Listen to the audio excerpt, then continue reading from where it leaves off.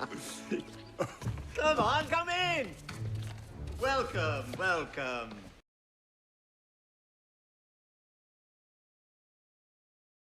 I always do that. I always hit the wrong screen before I go to the camera. Don't worry. I didn't see any comments about future chapters. I just sat down. I started the stream, went and grabbed some water, washed one of my dishes, and sat down. Comments.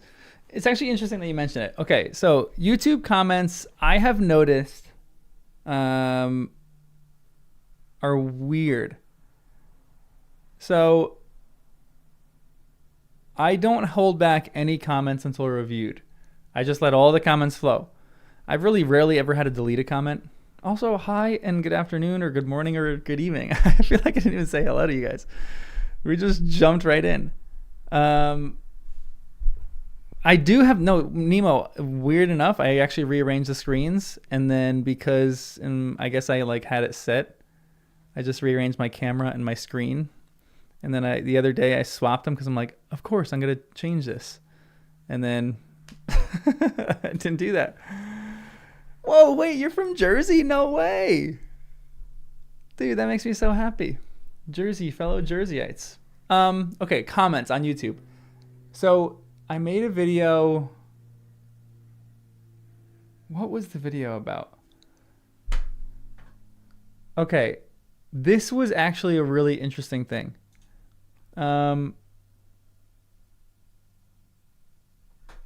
have to find this video that I did. I did one video a few weeks ago that was, I mentioned the author J.K. Rowling in it. And oh, fun. I mentioned the author J.K. Rowling in it. Not really big. I just like mentioned her in passing. And any comment that had that name in it was not showing up on the back end of YouTube. So I have an issue with things that are going from the front end of YouTube to the back end.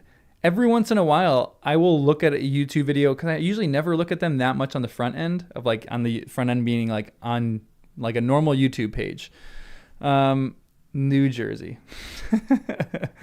So I always look at it in the back end and respond to comments then. And this weekend I haven't really been able to get the comments, so I'm hoping to do that later tonight. But I've noticed that when some people comment on things about religion, on things about any kind of controversial topic, that I don't see them on the back end for some reason. Like I looked for an hour for this one comment on the back end and I could not find it.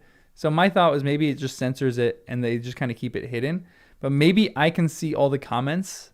It's really weird. YouTube does some really weird things over the comments, to be honest. So I always do that because I get comments a lot about how, you know, people's comments aren't showing up. So I've looked into the back end. I'm actually going to do that right now. I'll go to, let's check my community tab, held comments. I actually have some comments in held comments. Not a lot though, all from a month ago.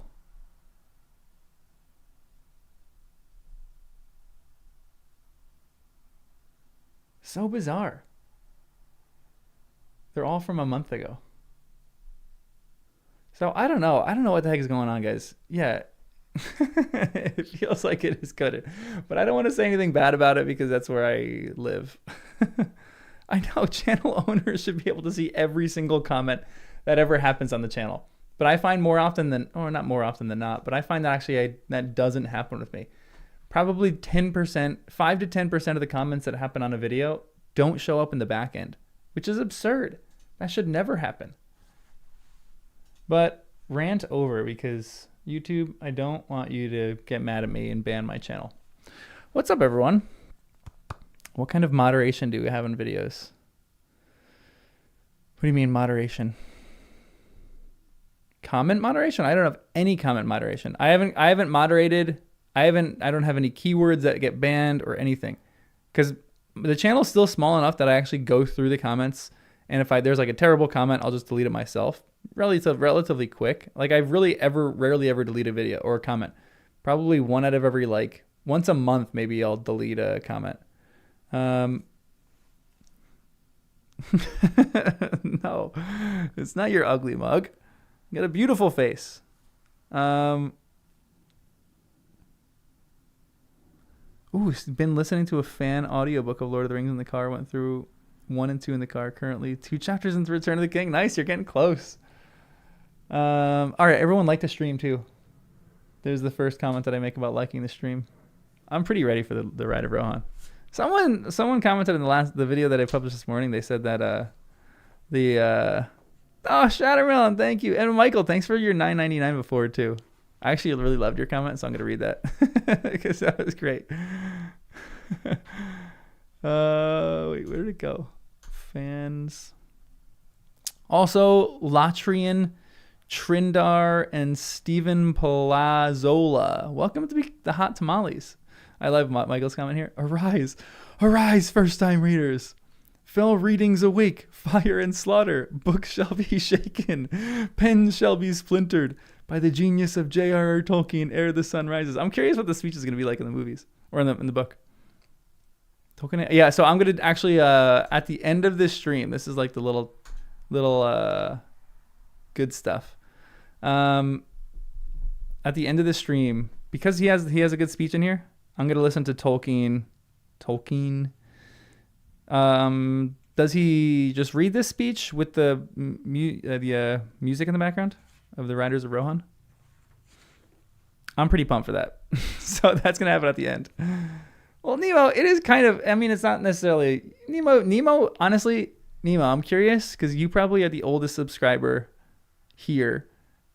What number subscriber were you? I'm not even joking. You were probably like top 100 because you've been here for a long time.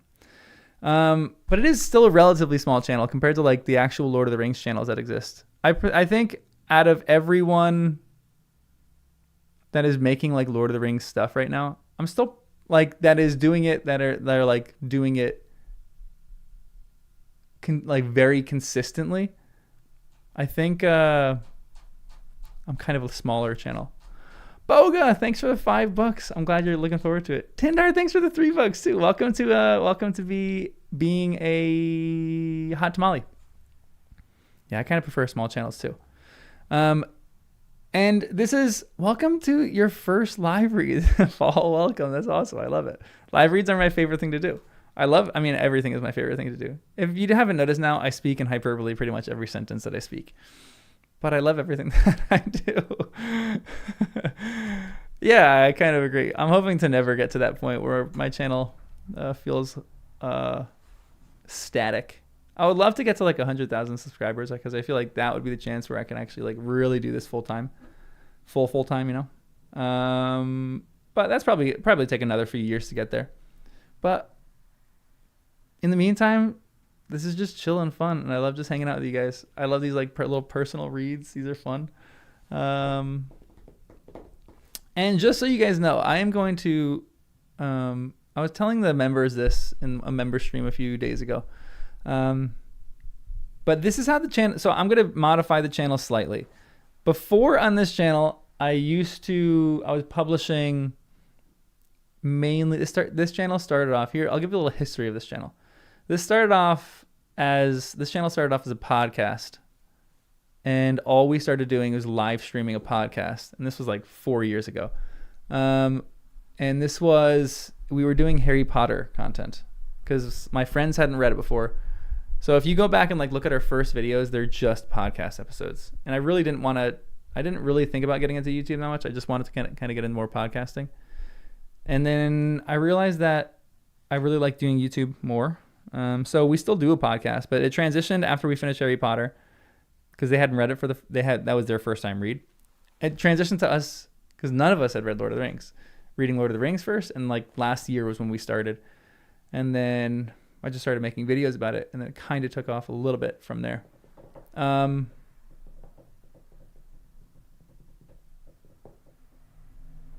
Yeah, Sunday live read. It's great day to do a live read. It's kind of nice to do it when you guys are working too, so just to give you a little company. But Revenant, 5 gifted members. I feel like you always do that. Thank you so much. Congrats, Paul. Congrats, Ty. Adequately caffeinated. That's a great name. Congrats, Sven and Noel. Oh, I love that you read it.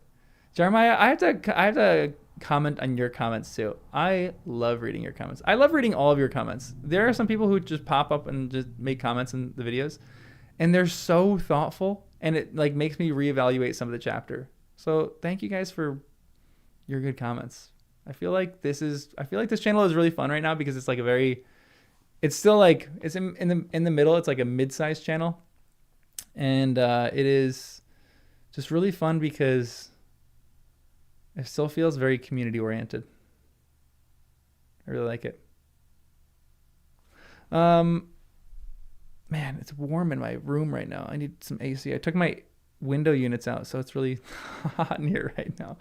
It's a randomly hot day in the end of September in New Jersey. It's actually beautiful out, but I have to close my windows when I do this because it's too noisy outside.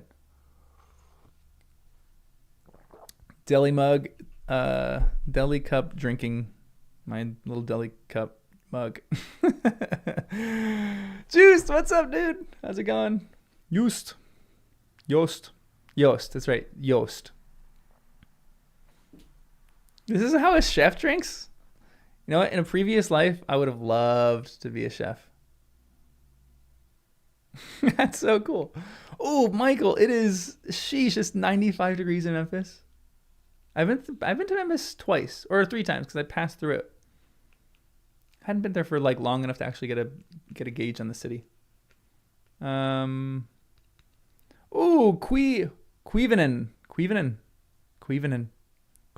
That's a cool name. Sounds very Irish. I don't know what it is, but thanks for the what is CA? Thanks for the California 549. Ooh, a little Southern California. Quevenin. Is that a Lord of the Rings name? Anytime someone puts those eyes, I'm like, oh no. Where the elves woke up. Don't give me any more spoilers. I learned about that in the Silmarillion, which I'm pumped to read. Okay, I was saying this before, but I just want to kind of go through this. This channel is going to change slightly. Currently, this channel is mainly Lord of the Rings stuff. And what I'm going to do is I was going to go into other books and keep all the other books that I was going to do on this channel. So some of you have probably seen it. Like every once in a while, I'll do like a Harry Potter book or a Harry Potter like essay. And then I do Brandon Sanderson stuff too. I am going to split all these up into different channels. So I am going to make Harry Potter first time readers, a Brandon Sanderson first time readers, a Game of Thrones first time readers. So I'm going to make a bunch of different channels because I really like the idea of keeping different nerd communities in one spot. So I find that like it's just for metrics and for like community. I think if I started Game of Thrones, like here's a question for you guys. If I started Game of Thrones tomorrow, how many of you would actually read with me or follow or like watch the videos? My gauge on it would be most of the people who watch live streams would probably do that. But I would say maybe like I drop like 90% of the audience, I think. And I would like to keep it pretty specific to, I don't think a lot of people would, to be honest. I think some would. Some would probably love to reread it. So I feel like it'd be nicer to split them up. So like you guys, most people here are interested in Lord of the Rings. Let's just keep a Lord of the Rings channel. And like keep it very focused on my first time read through Lord of the Rings. And then when I go through it a second time, just keep doing that. I just want to keep reading this and rereading it and just like getting new little tidbits and writing new essays. And I want to do that for Game of Thrones too. So probably one channel will become like the emphasis channel. Like right now, it's obviously this is the emphasis channel. But when I do Game of Thrones, I'll probably do Game of Thrones when I start The Hobbit. And maybe when I start The Hobbit, I'll do like an essay every other day on this channel. And then an essay every other day on the Game of Thrones one that I would do. And then Brandon Sanderson stuff and Harry Potter stuff will get filtered throughout that too. So at some point way in the future, I'll probably have 20 channels. But right now, it doesn't seem that hard to manage because it would just be like 3 or 4 channels. And some of the channels, I'll just do like a video a week. And it's not even that much. Like the Brandon Sanderson stuff that I do is not hard content. It's just fun. It's just like me reading a section and just talking about it. But those videos just don't do well on this channel. Well, they do decent on this channel. Because this is mainly like a Lord of the Rings one. It's interesting. Yeah, some people said that Game of Thrones is pretty disturbing, but I feel like I'm curious to just kind of dive into it myself and see. So I'm gonna start doing that and breaking up the channels. I'm not gonna really like tell you guys where the channels are because I think that kind of messes with the algorithm. But they're just gonna be called First Time Readers. Whatever the name of the other thing is I'm doing. Game of Thrones, First Time Readers. So this is the Fellowship of the First Time Readers, kind of. But this is really just First Time Readers. So maybe I'll rename this channel something. First Time Tolkien Readers. I need Ryan in the chat right now so he can come up with a good pun for the channel. No, the channel doesn't die because... So I was thinking about this too. I think... Like, here's a question for you guys. How... When I'm doing Lord of the Rings stuff right now, I'm doing my first read through for this book. How long do you guys think it's going to take me to do a read through of the Legendarium of Tolkien? My guess is about 5 years.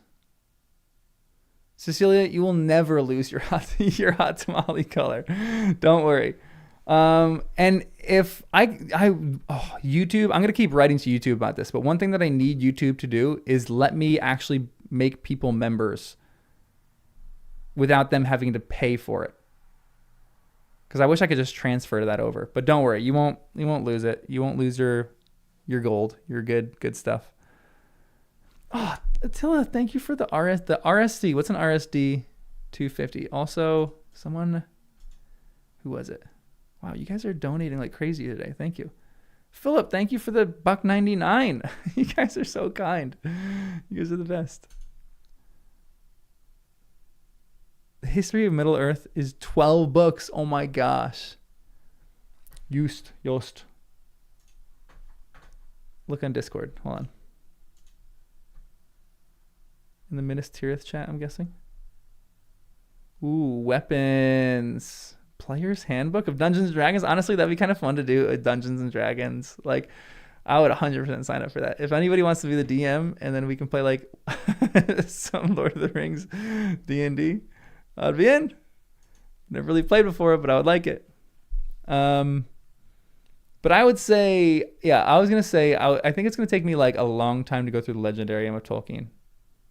And I don't think I'll ever stop making Tolkien content. I think after my first read, I'm excited to reread Lord of the Rings again and just see what I gather and what I glean. So maybe like when I reread Lord of the Rings in a few years, I'll just do essays on like my second time experience with it. And from everything that I learned in Legendarium, how I appreciate and read it now and understand it now. So I kind of feel like that'd be kind of fun.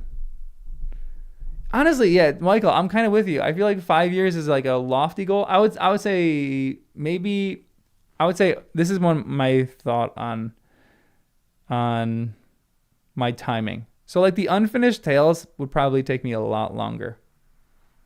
Or the History of Middle Earth, whatever it's called. But I think I would read, when I finish the Lord of the Rings, I'll probably finish Lord of the Rings in the next few months. Then I'm going to go and do The Hobbit.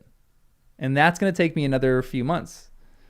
The Silmarillion is probably going to come around that time. The Silmarillion, I think, is going to take me years. That's going to be a long journey, but that's going to be a fun journey. I cannot wait for the Silmarillion. And then when I finish the Silmarillion, I'll do like some other stuff. Like I want to do some other Tolkien stuff, like Leaf by Niggle everyone talks about. And like some of his just essays, they just be fun to analyze and talk about. That won't take me that long. But then like I'll slowly make my way through the other things that he's written. And then I will go back during that and reread Lord of the Rings and just like become like I don't want to become a lore channel. I just want to become like, let's read the text and think about it. Like I like my kind of like literary criticism angle. You know what I mean? I feel like that's kind of what we got. First Breakfast Readers. That's actually legitimately a great channel name. Oh my gosh. First Breakfast Readers. Yes, Nemo. I really have to do that. I really want to do that. Oh, Dane. So good. I probably would say that's my second favorite song that they do. I think my favorite is still the Song of Durin. I cannot get over how good the Song of Durin is.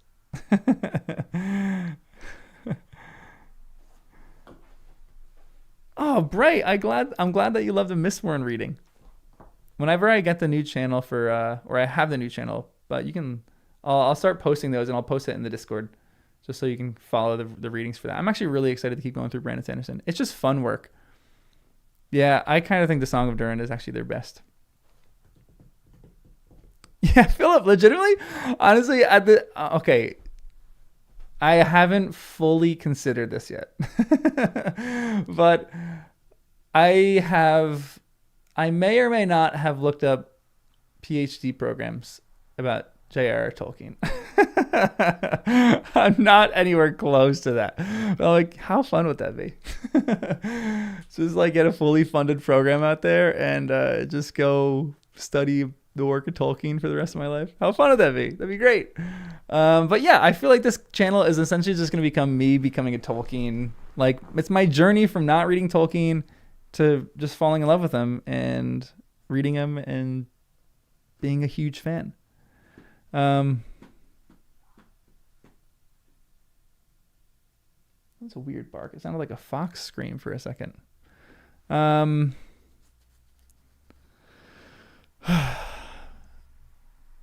Pavao. Thank you so much. I like that you think that it's a good emotional channel and something that Tolkien would want. That actually really makes me happy.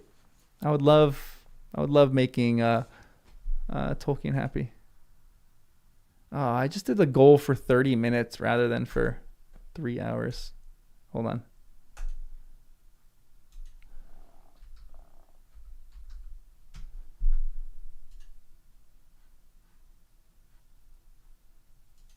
That's annoying.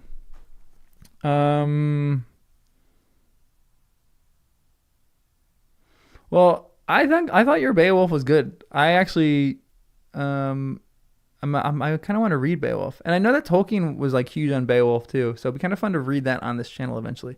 That's probably not for a few years, but Soul, I kind of agree with you. I think I need to drink some ale or like be eating second breakfast when I do this.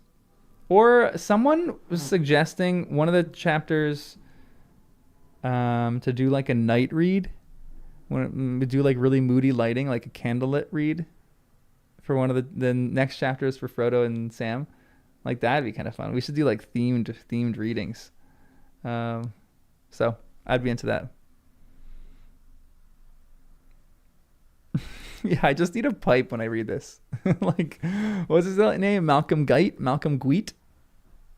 That guy's a legend. He just looks like a Tolkien character.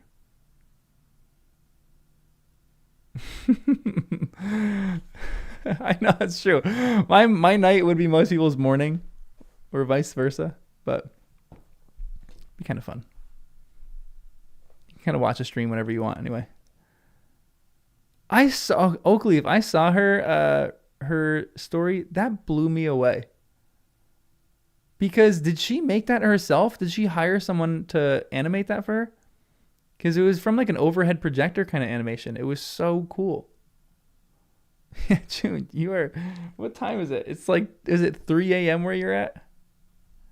Yeah, that blew me away, her little animation of that. Ooh, that's actually a good question, Atile. Yeah, actually, everyone, throw it in the chat. How many times have you read Lord of the Rings?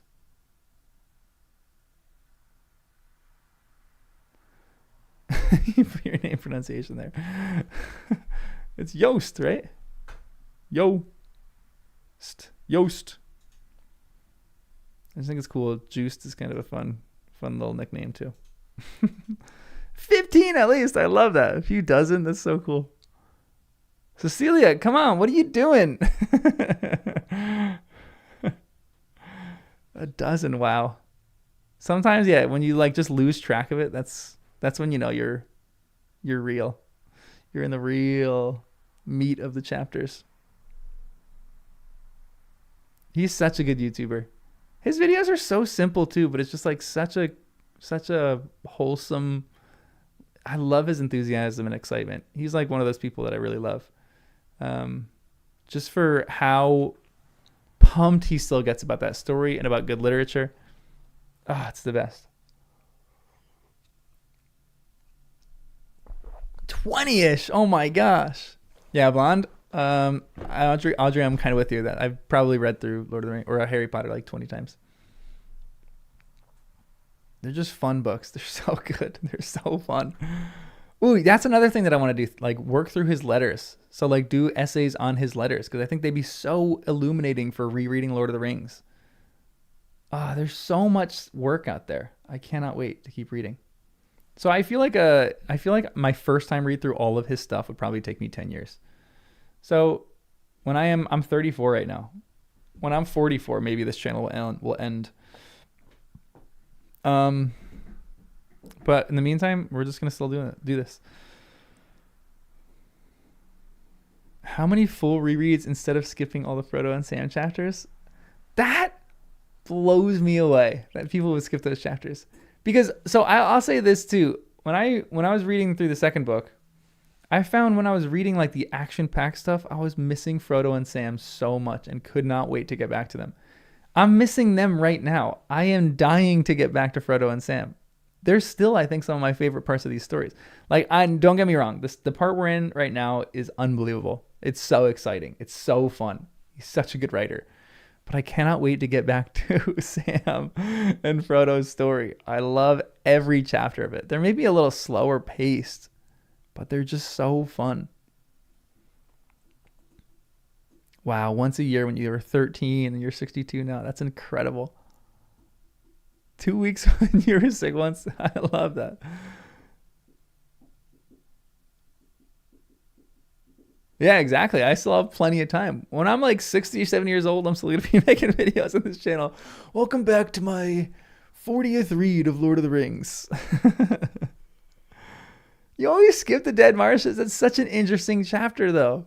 I think every one of these chapters is so interesting. Come on, guys. You can't skip chapters. Although I will say, after like reading Harry Potter for the 20th time, I always skip the Grop chapter. It's my least favorite chapter. So, I feel like you can skip chapters. I know, yeah, Michael, I think that's actually a brilliant point. I think he actually wants me to kind of miss them a little bit. So that when I'm in these, like, in this war right now, I just keep thinking back to Frodo and Sam. It's such good writing. Such good writing.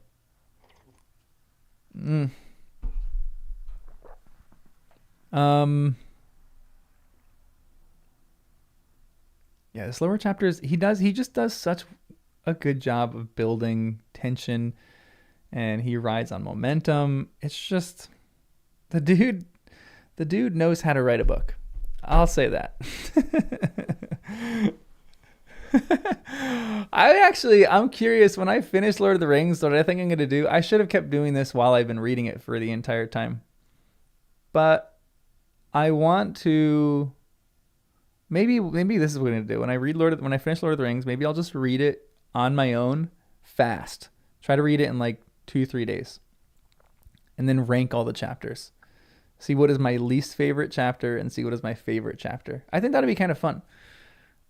Would you guys have a least favorite chapter of Lord of the Rings?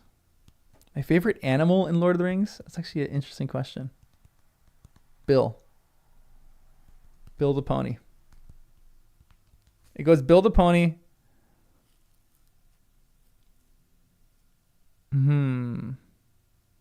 Shadowfax. Fatty Lumpkin.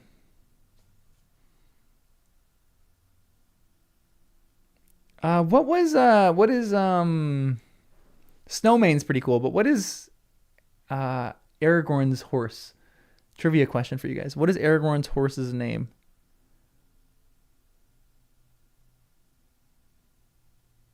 The quick duck. Oh, I forgot about the quick duck. The rooster crowing, guys. I have essay coming tomorrow. Is it Hasufel?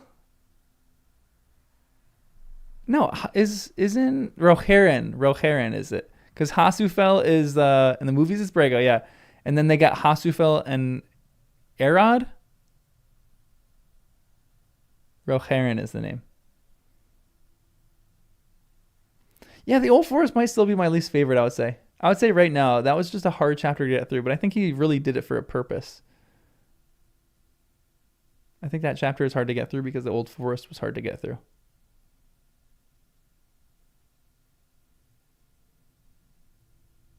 The cow that jumped over the moon is an agent of Sauron.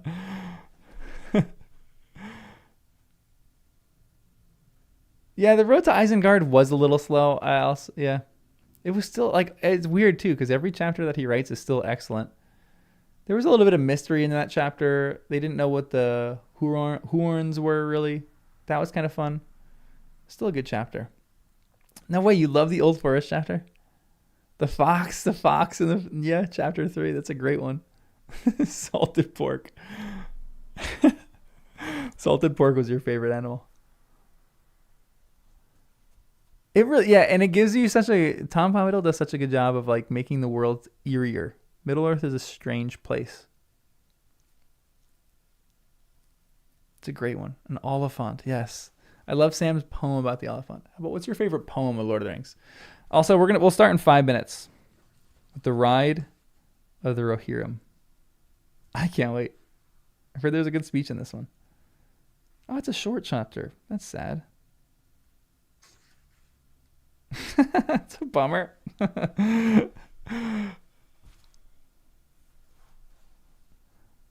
Commodore, wait, are you saying that the Ride of the Rohirrim is the best chapter ever?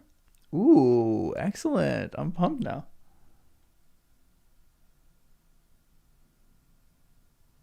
I'm not finished with Tom Bombadil. I hope he comes back. I'm curious if Tom Bombadil is going to come back in the Silmarillion. He's got it, right? He's just always chilling. He's always around. The price of conies.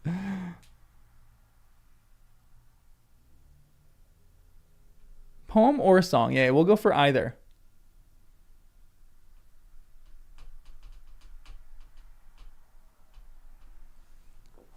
Yeah, I think Andy Serkis is a great narrator. Not a great singer. But I still think he's an incredible just actor in general. Like how he was able to do an audio reading of this. It's pretty good.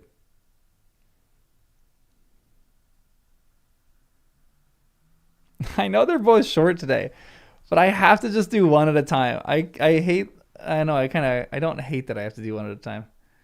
But for my own sanity, I like to do one at a time because I like to just feel like I can like take one chapter, think through it, write a bunch of essays on it, and as soon as I finish the essays, then I get excited because that means I can get to the next chapter. It's just my rhythm. I would love to read a bunch of them, but Andy Serkis has a sexy voice. Interesting. So someone commented in a video, my voice was a little raspy, and it still is a little bit. But they don't like vocal fries, and they're like, oh, your videos are interesting, but please stop vocal frying. And when I read Andy Serkis now, his entire thing is just vocal fries. Like he talks like this, where you can hear like the vibration in his voice. And the whole thing just seems so dramatic, but it's so vocal fried. But I don't think that's that bad of an issue. Some people hate vocal fries, but I actually don't think they're the worst. You know, I don't have a thing against vocal fry. All of Finland has vocal fry. I love that.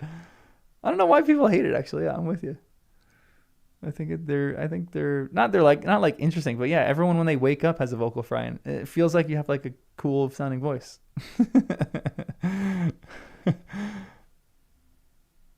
Andy Serkis rasps because of smoking habits? No way. Interesting. Vocal fry ruins your voice? Yeah, I could see that. But it is what it is. Sometimes you got a vocal fry. Sometimes you have a little rasp in your voice. Oh yeah, I can't wait for Baron Luthien's story. Yes, the singer. It's not good for your voice, but everything in moderation. Agreed.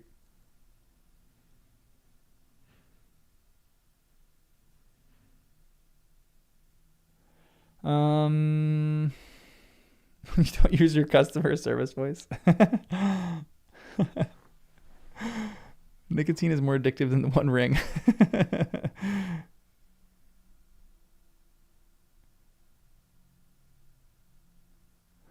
All right, you guys ready for the live read? Let's jump into it. Also, everyone like the stream. Let's try to get this up to 100 likes. Just some more Tolkien people and Lord of the Rings people can watch.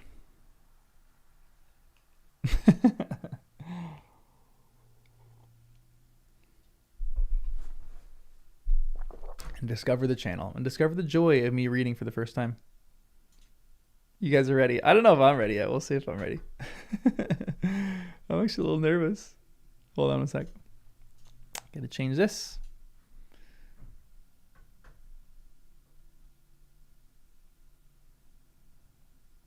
All right, yeah, everyone go get your coffee, go get a drink, go get something delicious. And I gotta get my pencil. I need to sharpen my pencil. There's nothing quite like a good sharp pencil. And here we are, chapter 5. Oh yeah, Oakley, get your friend to join. That'd be fun. The Ride of the Rohirrim. Chapter 5. Hold on. Before we do chapter 5, I'm just going to reread real quick the previous chapter, the previous few paragraphs of the last chapter, because this just sets the scene. I don't know how I was able to read chapter 4 and not keep reading on to chapter 5, because it was so good. It was so good. So, just real quick, before we actually start our real voice in chapter, or real read in chapter 5, I'm just going to read the end of chapter 4. So this is it. So good. Oh my gosh. This just makes me like giddy. I'll start a little bit earlier than that. Then the black captain rose in his stirrups and cried aloud in a dreadful voice, speaking in some forgotten tongue, words of power and terror to rend both heart and stone. Thrice he cried. Thrice the great ram boomed. And suddenly, upon the last stroke of the gate, the gate of Gondor broke. As if stricken by some blasting spell, it burst asunder. There was a flash of searing lightning, and the doors tumbled in riven fragments to the ground. In rode the Lord of the Nazgul. This is so crazy. Oh my gosh. I still nerd out about this. A great black shape against the fires beyond he loomed up, grown to a vast menace of despair. In rode the Lord of the Nazgul, under the archway that no enemy ever yet had passed, and all fled before his face, all save one. There waiting, silent and still, in the space before the gate, sat Gandalf upon Shadowfax.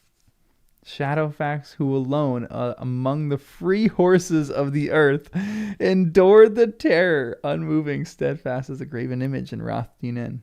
Now, where's Rath Dinen? And why are there graven images in Rath Dinen? You cannot enter here, said Gandalf. And the huge shadow halted. Go back to the abyss prepared for you. Go back. Fall into the nothingness that awaits you and your master. Go. The Black Rider flung back his hood. And behold, he had a kingly crown, and yet upon no head visible was it set. The red fires shone between it, and the mantled shoulders vast and dark. From a mouth unseen there came a deadly laughter. Old fool, he said, old fool, this is my hour. Do you not know death when you see it? Die now and curse in vain. And with that he lifted his sword, and flames ran down the blade. This is so good. Gandalf did not move. And in that very moment, away behind in some courtyard of the city, a cock crowed. Shrill and clear he crowed, recking nothing of wizardry or war, welcoming only the morning that in the sky far above the shadows of death was coming with the dawn. And as if in answer, there came from far away another note. Horns, horns, horns. In dark Mandaluin's sides, they dimly echoed. Great horns of the north, wildly blowing. Rohan had come at last. Let's go! So good. Oh my gosh. So good. Oh, okay, interesting. Chapter 5. Oh, so we're gonna get a little bit of a flashback. Interesting. How good is the ending of that chapter? I still nerd out about it so much. It's so good. All right, here we go. Chapter 5. The Ride of the Rohirrim.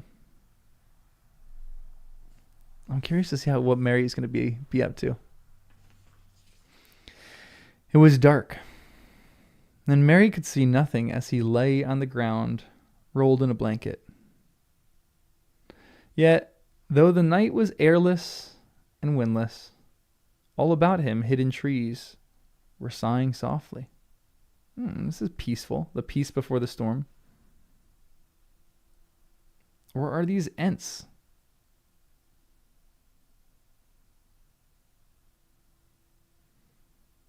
If the night air is windless, these got to be Ents. I can't go a sentence without thinking about something and talking about something. Excuse me. He lifted his head.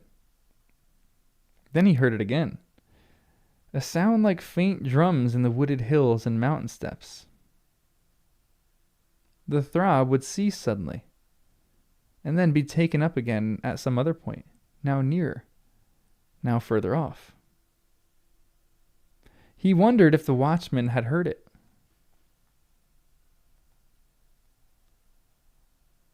Huh? He's got to be Ents. He could not see them. Do Ents join the battle of Minas Tirith? No chance. That'd be way too far for them to walk. Although they probably could do it. He could not see them, but he knew that all around him were the companies of the Rohirrim. He could smell the horses in the dark, and could even hear their shiftings and their soft stampings on the needle-covered ground. The host was bivouacked. I never know how to pronounce that word. I should just look that up. In the pine woods that clustered about Eilenak Beacon. About Eilenak Beacon. So Eilenak Beacon, is that the bivouac? Thank you. Bivacked? Wait. Bivouac. It is a great word. Bivouacked. Thank you. This is the hold on. Is this beacon the beacon that's on the Rohan border? About the Eilenak Beacon. A tall hill standing up from the long ranges of the Druidan forest that lay beside the great road in East Anorian.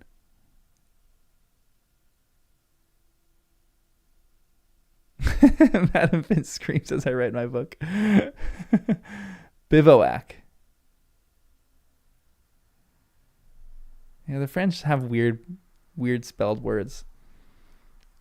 Oh, so this is closer to yeah. I gotta look at this up in a map because I actually want to know where they are right now.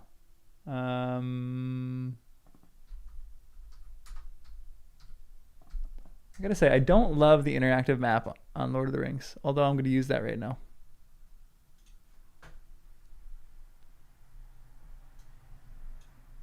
Oh, they're close.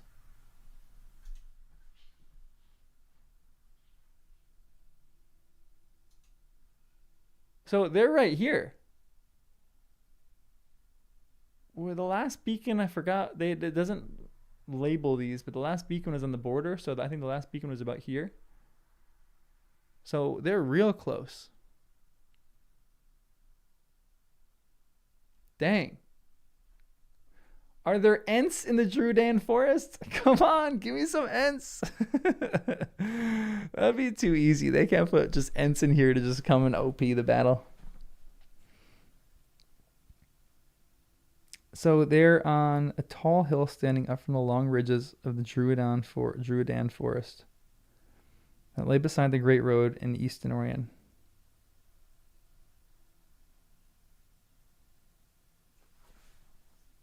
Lay beside Okay. All right. The Ant Wives. Could you imagine? That would be the best. That would be so good. Oh my gosh, that would be great. All right, let's keep reading. Tired as he was, Merry could not sleep. He had ridden now for 4 days on end, and the ever-deepening gloom had slowly weighed down his heart. He began to wonder why he had been so eager to come, when he had been given every excuse, even his lord's command to stay behind. Using the dregs right now. This is a very common thing when you go like backpacking and hiking. Everyone is so enthusiastic before you go, and then as soon as you start going, and as soon as it's like a slog, you realize, I don't want to do this anymore. But he really does. This is just a passing thought. He wondered too if the old king knew that he had been disobeyed and was angry. Perhaps not. There seemed to be some understanding between Dernhelm and Elfhelm.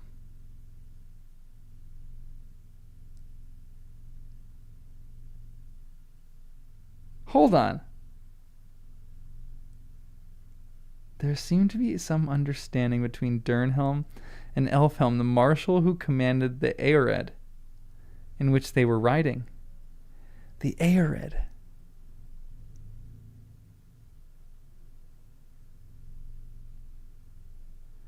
He and all his men ignored Merry and pretended not to hear if he spoke.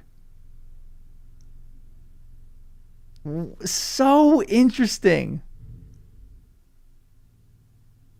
Well, yeah, Attila, did you post that in Discord? I actually want to try to find that. Thank you. Okay.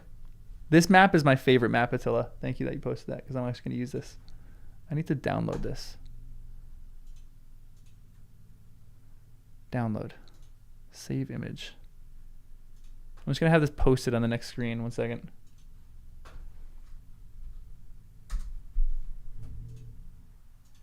Hold on, everyone. Sorry, give me a second. I just exited out of my stream for a second. Just got to pull this up. And then I got to pull the map up.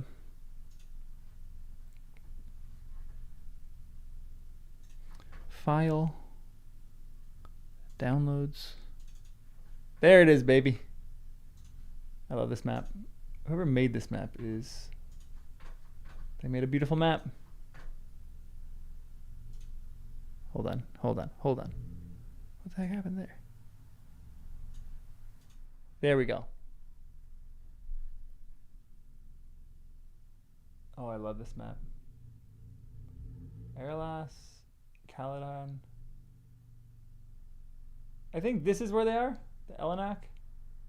That's hard to read, but I think they're right about here. Anundine. Wow, so they're real close. They're actually real close. This is a great map. Gosh, I love a good map. Oh my gosh. Hold on. Is Dernhelm a man? I was 99.9% sure this was Eowyn, but I still feel like it is, and this is just a friend of Eowyn helping Eowyn go to battle. I'm not going to really look that much, but this is interesting. This is making me rethink this a bit. There seemed to be some understanding between Dernhelm and Elfhelm. Between Secret Helmet and Elf Helmet. The marshal who commanded the... how do I say this again? The Aered? The Aered. I think it's the Aered. In which they were riding. He and all his men ignored Merry and pretended not to hear if he spoke. He might have been just another bag that Dernhelm was carrying. Dernhelm was no comfort. He never spoke to anyone. All right, this is A1. Merry felt small, unwanted, and lonely.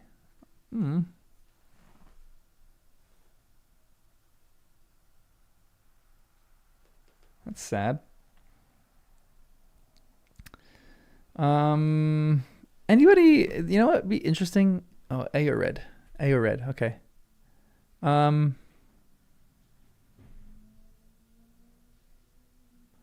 What was I going to say? Oh, if someone typed, like, figured out what Enneagram and what Myers-Briggs these characters were.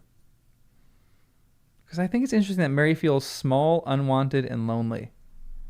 Because that's a very 5 thing to do as an Enneagram. Because I'm a 5. You want to feel useful and wanted. Anyway, now the time was anxious, and the host was in peril. They were less than a day's ride out from the outwalls of Minas Tirith that encircled the townlands. Scouts had been sent ahead. Some had not returned. Rest in peace, those scouts. Others hastening back had reported that the road was held in force against them. A host of enemies was encamped upon it, 3 miles west of Almondine, and some strength of men was already thrusting along the road and was no more than 3 leagues away.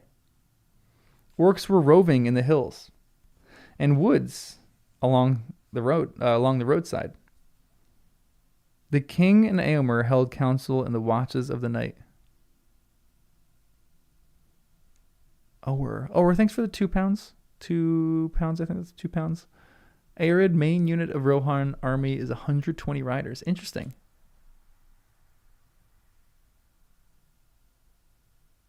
Astrology for men. That's so funny.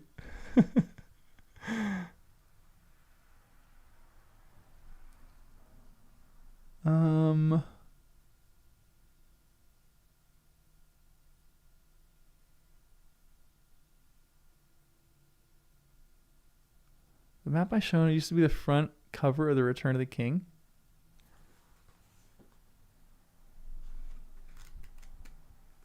I have a map here, but it's not a very good map. It's not a very clear map. It's like too big or too small. Yeah, I have like 3 maps, but they're all over the place. Okay, keep reading. Merry wanted someone to talk, or somebody to talk to, and he thought of Pippin. Of course he thinks of Pippin, his buddy. But that only increased his relentlessness. Poor Pippin shut up in the great city of stone, lonely and afraid. Merry wished he was a tall rider like Éomer, and could blow a horn or something and go galloping to his rescue.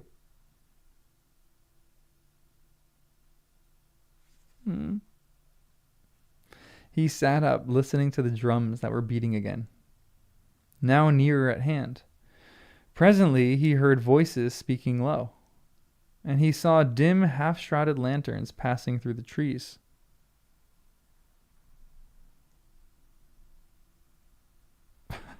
Men nearby began to move uncertainly in the dark.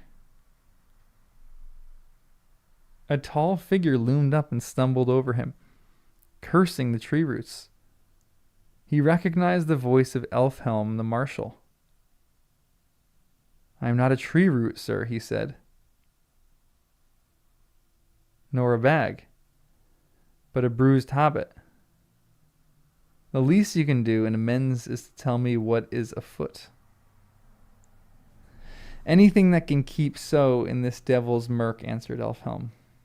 "But my lord sends word that we must set ourselves in readiness. Orders may come for a sudden move." "Is the enemy coming then?" asked Merry anxiously. "Are those their drums?"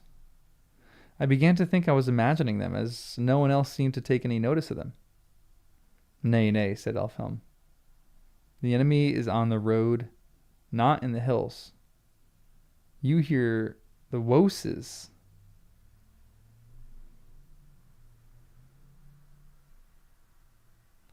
The woses?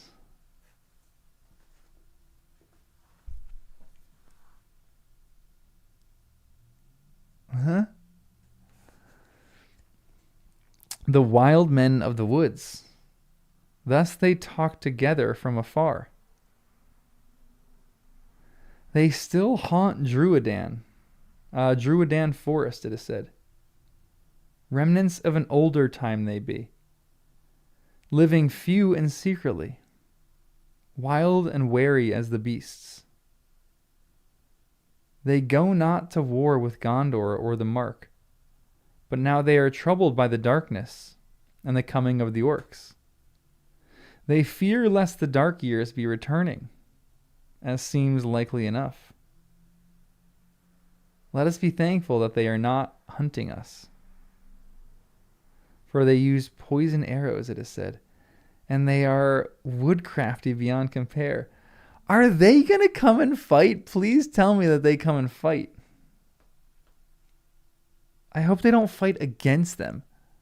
That would suck if the Riders of Rohan had to have to defeat the Woses. But they, I should literally just keep reading the next sentence. But they have offered their services to Theoden. Even now, one of their headmen is being taken to the king. That's so cool. Yonder go the lights. So much have I heard, but no more. And now I must busy myself with my lord's commands. Pack yourself up, Master Bag. He vanished into the shadows. Master Bag. That's great. Merry did not like this talk of wild men and poisoned darts. But quite apart from that, a great weight of dread was on him. Waiting was unbearable. He longed to know what was going to happen. He got up and soon was walking warily in pursuit of the last lantern before it disappeared among the trees. This is a funky section.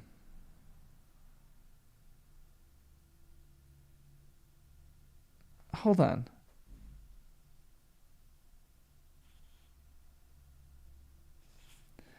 Merry wanted someone to talk to. Poor Pippin. He saw dim, half-shrouded lanterns passing through the trees. And then he got up soon and was walking warily in pursuit of the last lantern before it disappeared among the trees. So they're going deeper into the trees?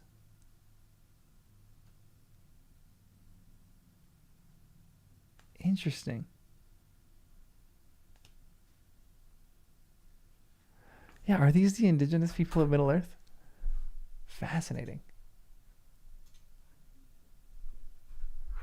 Huh.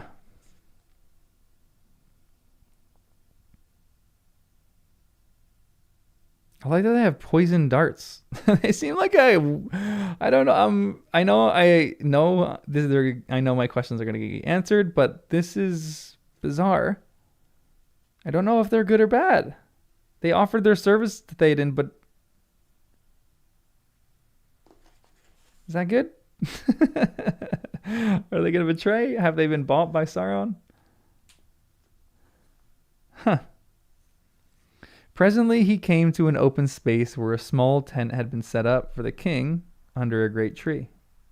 Oh, so Merry's following the lanterns. And I'm sure this is all these Woses. Okay. A large lantern covered above was hanging from a bough and cast a pale circle of light below. There sat Theoden and Eomer, and before them on the ground sat a strange, squat shape of a man, gnarled as an old stone, and the hairs of his scanty beard straggled on his lumpy chin, like dry moss. He was short-legged and fat-armed, thick and stumpy, and clad only with grass about his waist. Merry felt that he had seen him before somewhere.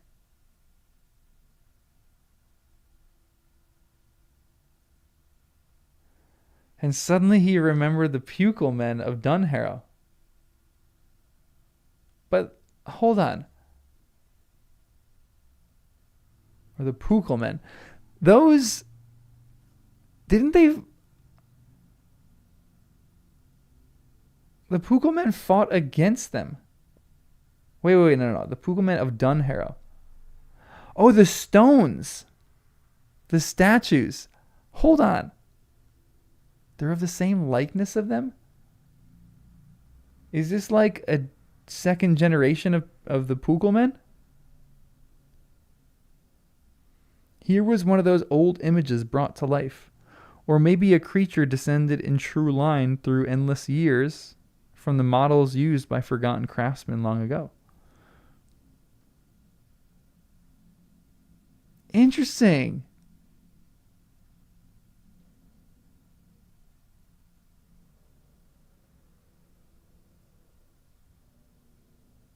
The Rohirrim forgot about these men. Interesting. Phil Dragish does it. That's sort of like a Mongolian throat singing. I love that. Huh. Okay. There was a silence as Mary crept nearer. And then the wild man began to speak. In answer to some question. His voice was deep and guttural. Yet to Mary's surprise, he spoke the common speech, though in a halting fashion, and uncouth words were mingled with it. No, father of horsemen, he said, we fight not, hunt only, kill Gorgun in woods, hate orc folk. You hate Gorgun too. We help as we can. Wild men have long ears and long eyes. Know all paths. Wild men live here before stone houses, before tall men come up out of water. Dang, so these people have been here for a while. These are the indigenous people of Middle-earth. Before, I'm sure the tall men are the Númenóreans because they're tall.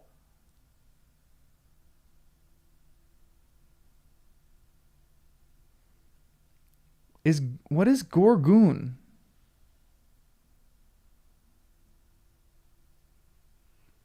Kill Gorgun in woods. Hate orc folk. Is that the word for Sauron? Or his own word for orc? Gorgun is orc for it's. But the only issue. I believe that. But then why would he say hate orc folk after that? I guess he's speaking in the common tongue there, but using his own tongue as well. Yeah, that's good speech. I mean, Tolkien's a linguist. He knows this. I like this. Before the tall men come up out of water. Before your people sailed here. Interesting. All right, I got to write an essay about this. The indigenous people of Middle-earth.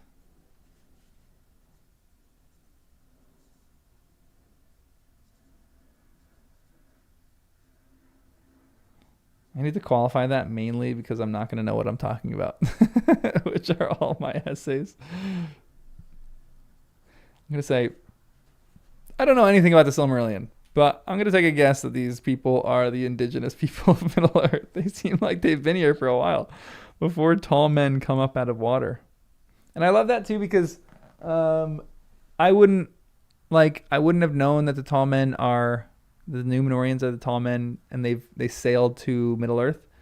Had it not been two or three chapters ago when they're talking to the men of the dead, and they set those stones. The stone of Eric was set there because they had landed there and then took the stone.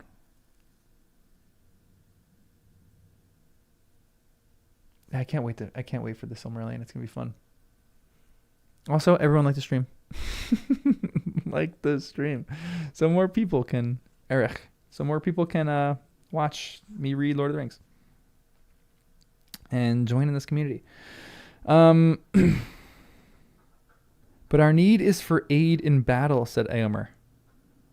How will you and your folk help us? Bring news, said the wild man. We look out from hills. We climb big mountain and look down. Stone City is shut. Fire burns there outside. Now inside, too. You wish to come there, then you must be quick. But Gorgoon and men out of far away, he waved a short, gnarled arm eastward. Sit on horse road. Very many, more than horsemen. Worf, thanks for the $20. The name Druidan Forest comes from these guys. Druidan. Just like Druidan means man of the west. Druidan comes from Drewmen. Some Drewmen even lived in Numenor for a time. Interesting. That's crazy. I feel like that's going to be in the Silmarillion. The Drewmen. These are some strange people. This is, I needless to say, but this is very different from the movie. This is totally different. Who is this guy? He's definitely like the captain or like the chieftain of these people. I like that they go on like hills. Like I'm imagining right now, like these guys are such good mountain men that they can like ascend the mountains that Minas Tirith is on and like look down upon it. And like no one knows that they're up there.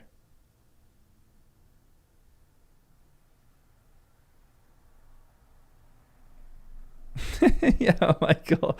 Considering that this is nowhere in the movies, I wonder if there's a Druidan somewhere in the movies. There's got to be. They had to put one in for like a little Easter egg. How do you know that? Said Amber. The old man's flat face and dark eyes showed nothing, but his voice was sullen with displeasure. Excuse me. Wild men are wild. Free, but not children, he answered. I am great headman. Gone, bury gone. I count many things. Stars in sky. Leaves on trees. Men in the dark. You have a score of scores counted 10 times and 5. They have more. Big fight, and who will win? And many more walk round walls of stone houses. And many more walk round walls of stone houses? Who's he talking there? Is he just saying that there's a lot? Is he just saying that there's a lot more? Is he saying people walk in his? He's just talking about Minas Tirith being besieged? Okay. Just repeating himself. Alas. He speaks all too shrewdly, said Théoden. And our scouts say that they have cast trenches and stakes across the road. We cannot sweep them away in sudden onset. And yet we need great haste, said Aomer. Moonburg is on fire. Are they going to take them some road that avoids? They gotta do this. Are they going to take them via some road that doesn't have a trench in it? I hope so.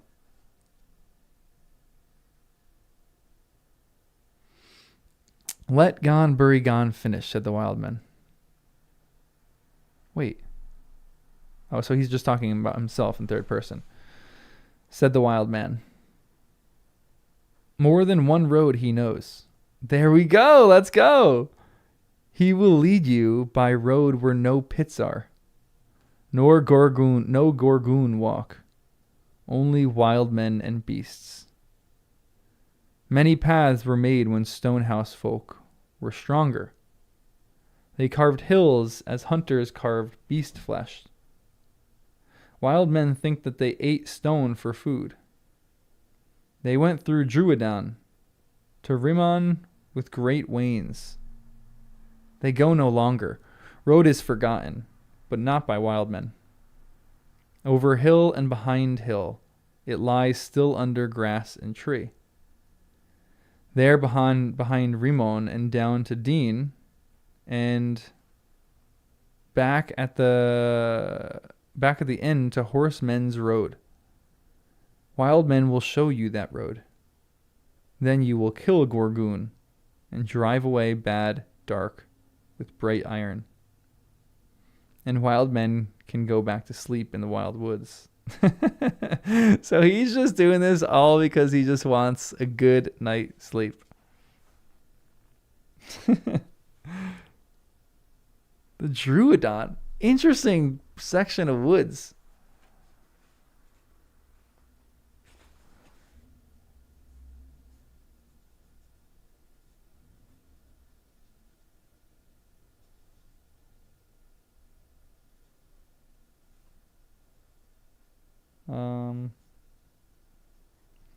How did the Rohirrim get there? Yeah, they just want to be left alone. They're just trying to chill, do their own thing, and I get that. They're like just a little bit of a nomadic, maybe not a nomadic people, just a little bit of a isolated people. They just want to live their own lives, do their own thing. I feel like there's a lot of people like that in Middle Earth. Eomer and the king spoke together in their own tongue. At length, Théoden turned to the wild man. We will receive your offer, he said. For though we leave a host of foes behind, what matter? If the stone city falls, then we shall have no returning. If it is saved, then the orc host itself will be cut off. If you are faithful, Gon, then we will give you a rich reward. And you shall have the friendship of the mark forever. Aw, that's cute. Dead men are not friends to living men, and give them no gifts, said the wild man. But if you live after the darkness, then leave wild men alone in the woods and do not hunt them like beasts anymore.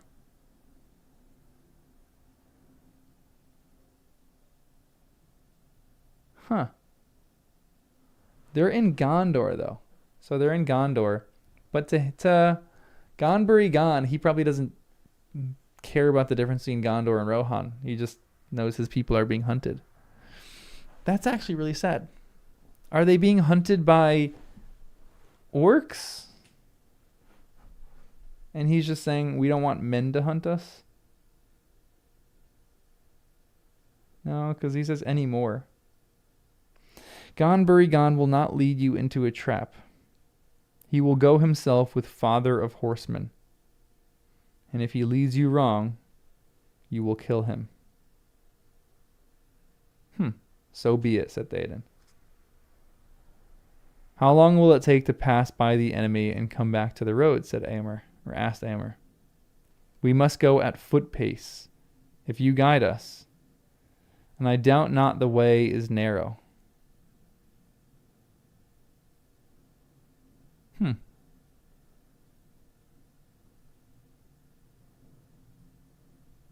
They were hunted, so they disappeared into the woods. Interesting. This seems like a sad story. Wild men go quick on feet, said Gon. Way is wide for 4 horses in Stone Wain Valley yonder. He waved his hand southward. I like his hand waving. This is a really good thing that Tolkien does with his writing. He gives characters like small little things. Like this guy, I could just imagine him just waving really quick, like off into the distance. He just seems like a good little leader, to be honest. A good leader of like a little sect. He waved his hand southward. But narrow at beginning and at end, wild men could walk from here to Dean between sunrise and noon. It's a good walk. Take a look at the map. Holy smokes, we have 211 people here? Wow. That's crazy. I can look for Dean. He's talking about Amondine. Was Amondine renamed Amondine? when people took it over?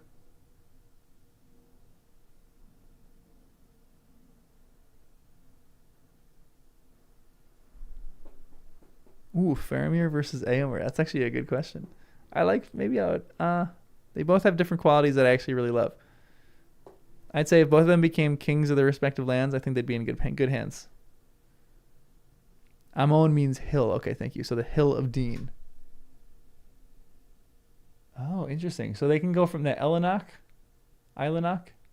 to Amon Dean in a day. That's a healthy journey. Walking that is a real healthy journey. Dang. Good for them. They're good hikers. I like them. I like the Wildmen. You can love them both equally. No, you can't. You gotta pick it. You gotta pick someone. Denethor greater than Faramir. What are we talking about here? I love how Shadowrun and Tolkien Ranch just get in debates about Faramir and Denethor every stream. All right, where am I? Between sunrise and noon. Wait, he said sunrise and noon, so they can actually do that in a few hours. That's crazy. It's not even just a day. It's between sunrise and noon. That's hardcore. I like it. They're runners. Then we must allow at least 7 hours for the leaders, said Éomer. But we must reckon rather on some 10 hours for all. Things unforeseen may hinder us. And if our host is all strung out, it will be long ere it can be set in order when we issue from the hills. What is the hour now? Who knows, said Theoden. All is night now. Uh-oh. It is all dark, but it is not all night, said Gon. When sun comes, we feel her, even when she is hidden.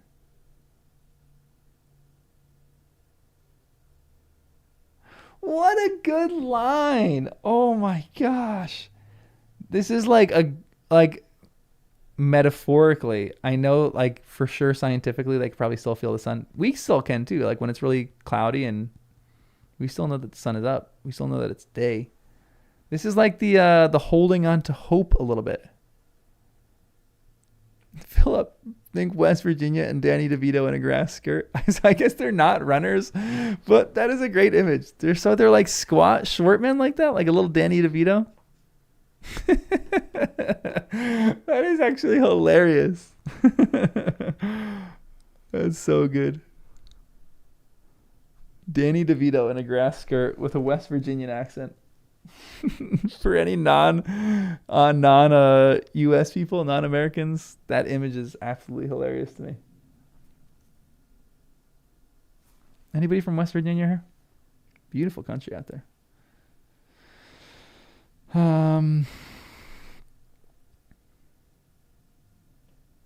I love this. He's like still holding on to hope here. When sun comes, we feel her, even when she is hidden. Already she climbs over east mountains. It is the opening of day in the sky fields. The sky fields. I love this guy. What a cool dude. Then we must set out as soon as may be, said Éomer. Even so, we cannot hope to come to Gondor's aid today. Come on, they got to get there.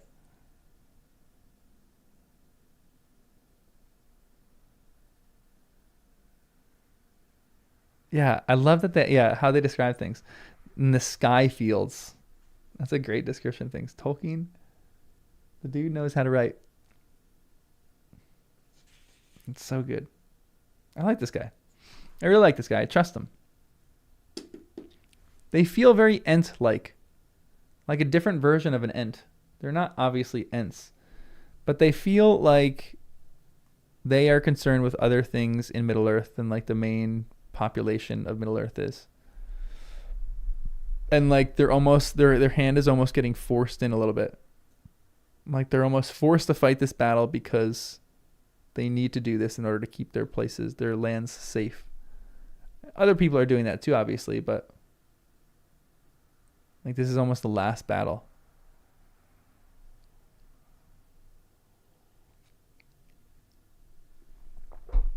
This is the last straw for them. Merry waited to hear no more, but slipped away to get ready for the summons to the march.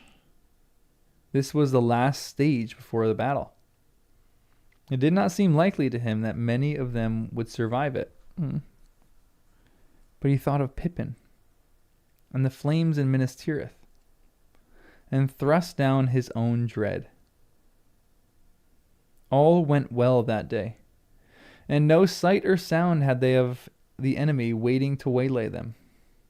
The wild men had put out a screen of wary hunters, so that no orc or roving spy shall learn of the movements in the hills. That's so sick. That's so cool.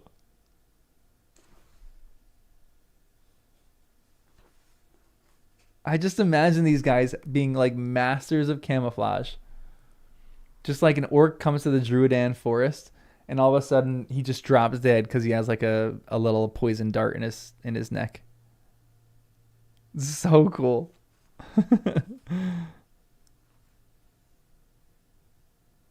And they just do it silently, completely silently. Kind of love these guys.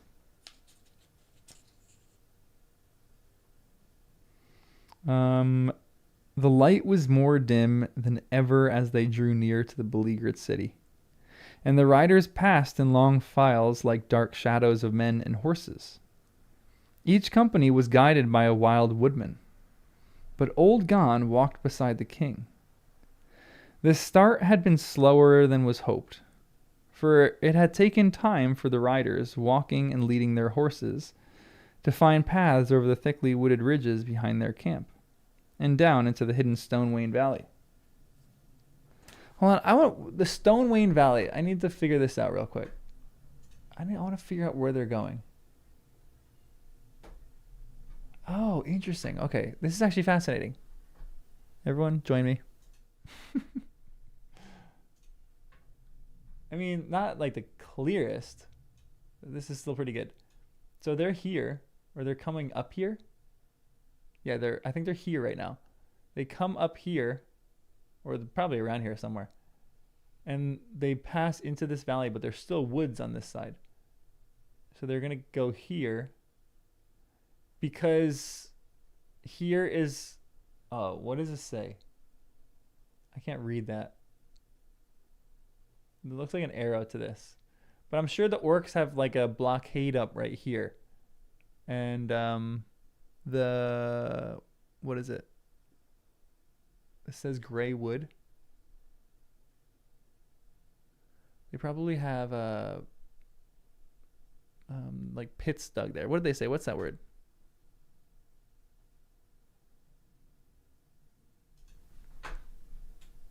Trenches. Why can't I think of that? Yeah, thank you, Alan. So they have trenches dug there, so they're just going around those. Interesting. This is cool. This is kind of fun. Like they got stopped on the way and they need to figure out how to get around it. I'm into this. Hold on. I gotta pull up this map again because I accidentally exited out of it. All right, we're back.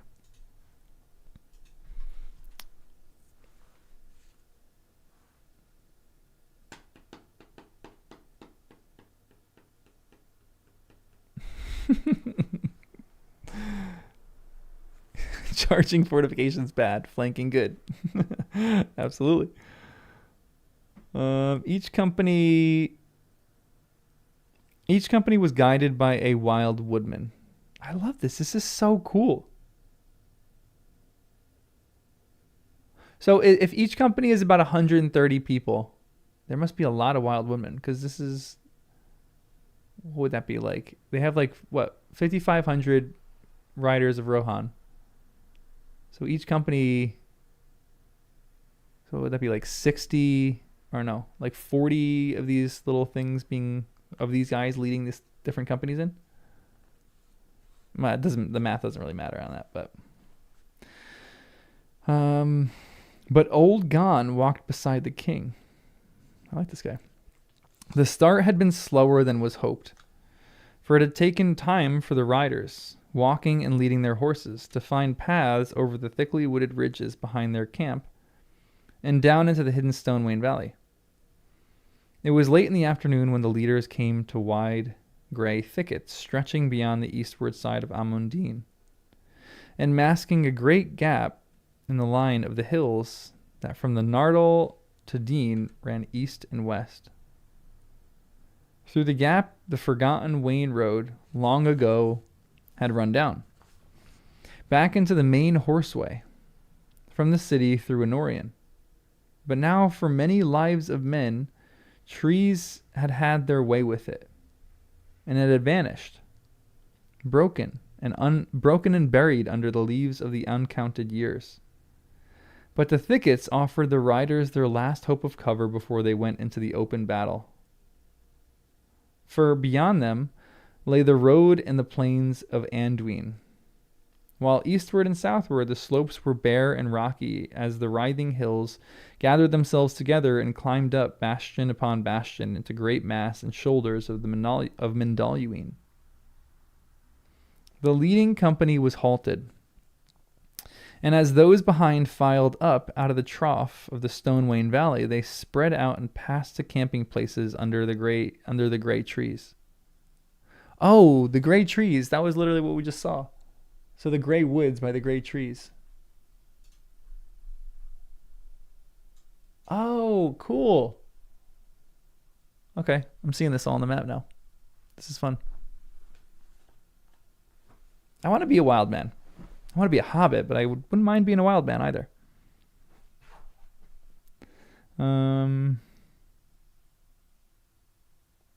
The king summoned the captain to council. Aemir sent out scouts to spy upon the road, but old Gon shook his head.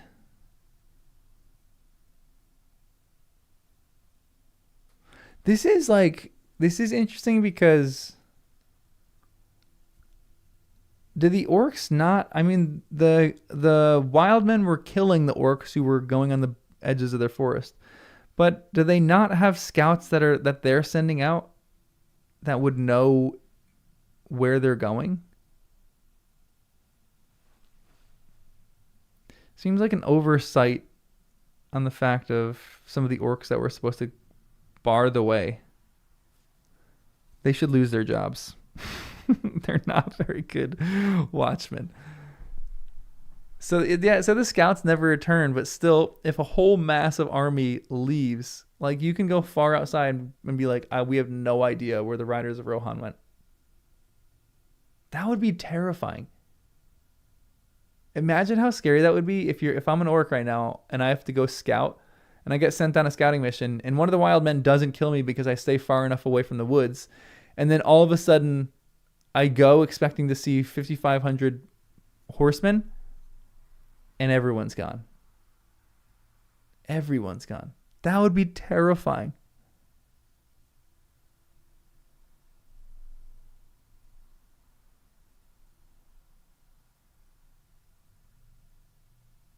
This is crazy. So yeah, hold on. But they still are sending scouts, but they're just killing every one of the scouts. So I know that the original people don't know, but they still should send scouts out.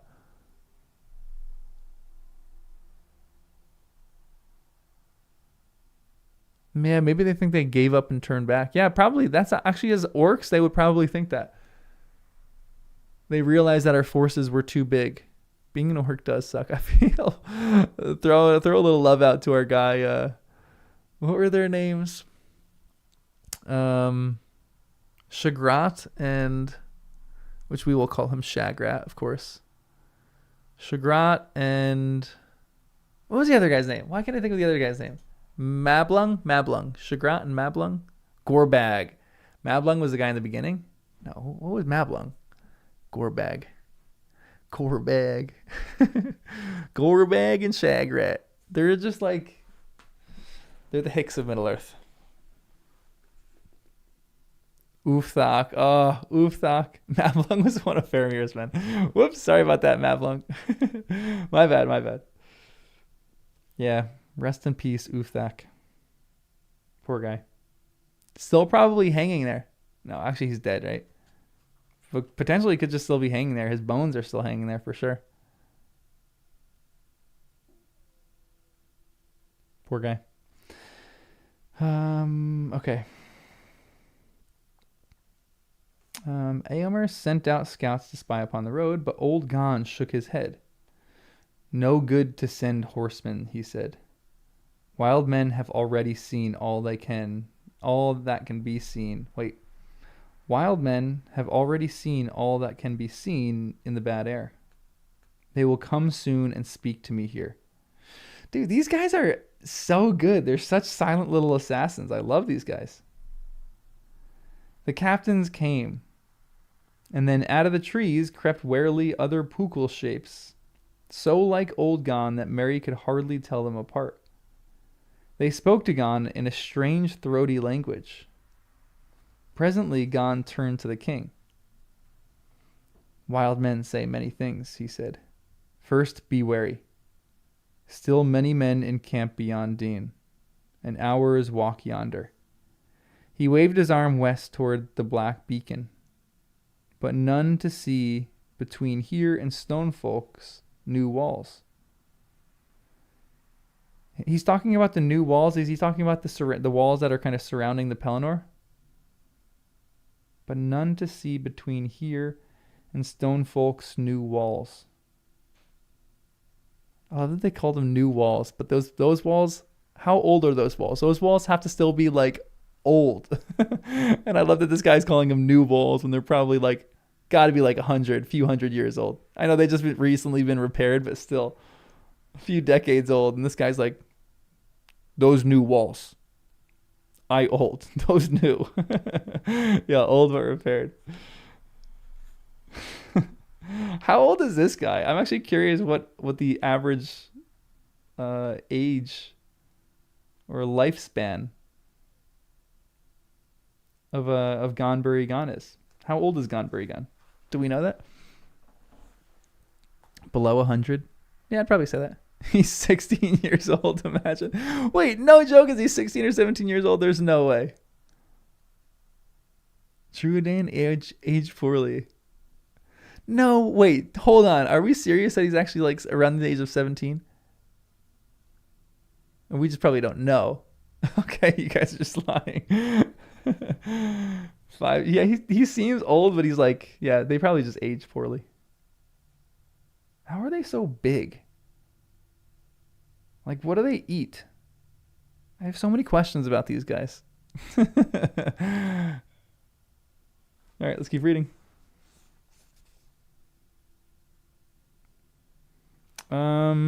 They are wary and do not look about them. They think their friends watch all roads. Wait, I just skipped something. Hold on. Many busy there. Walls stand up no longer. Gorgoon knocked them down with earth thunder and with clubs of black iron. They are wary and do not look about them. Oh, interesting. They think their friends watch all roads. Interesting. So they're going to catch them off guard.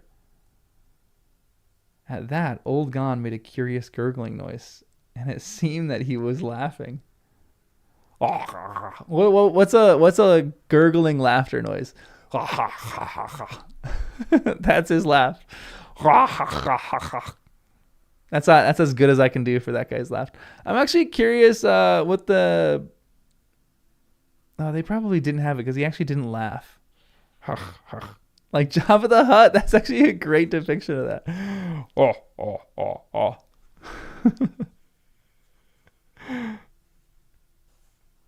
All right, we'll keep going. No one clipped that.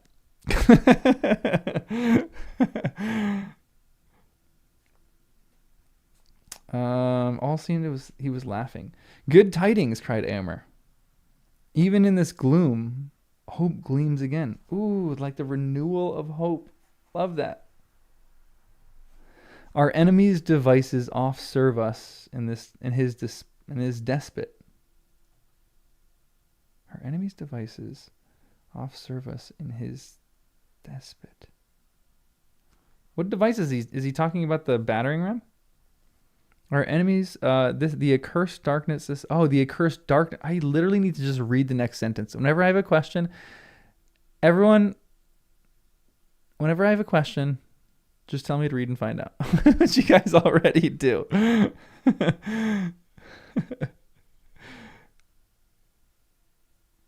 The accursed darkness itself has been a cloak to us. And now, lusting to destroy Gondor and throw it down stone from stone, his orcs have taken away my greatest fear. Oh, the outwall could have been held long against us. Now we can sweep through, if once we win so far. That's crazy. So the orcs just went on. Did Gron destroy this thing? And because of the calamity of how they destroyed it, now the Riders of Rohan can get through. Because that was actually one of my biggest questions for this, were how will the Riders of Rohan actually be able to get through this wall?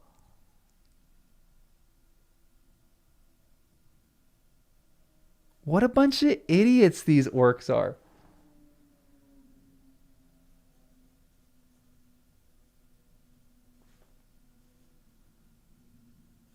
Going through. What is the wall called again? Is it just called the perimeter wall, or is it the Pelennor wall? Does it actually have a name? Ramos Ekor. Okay, thank you.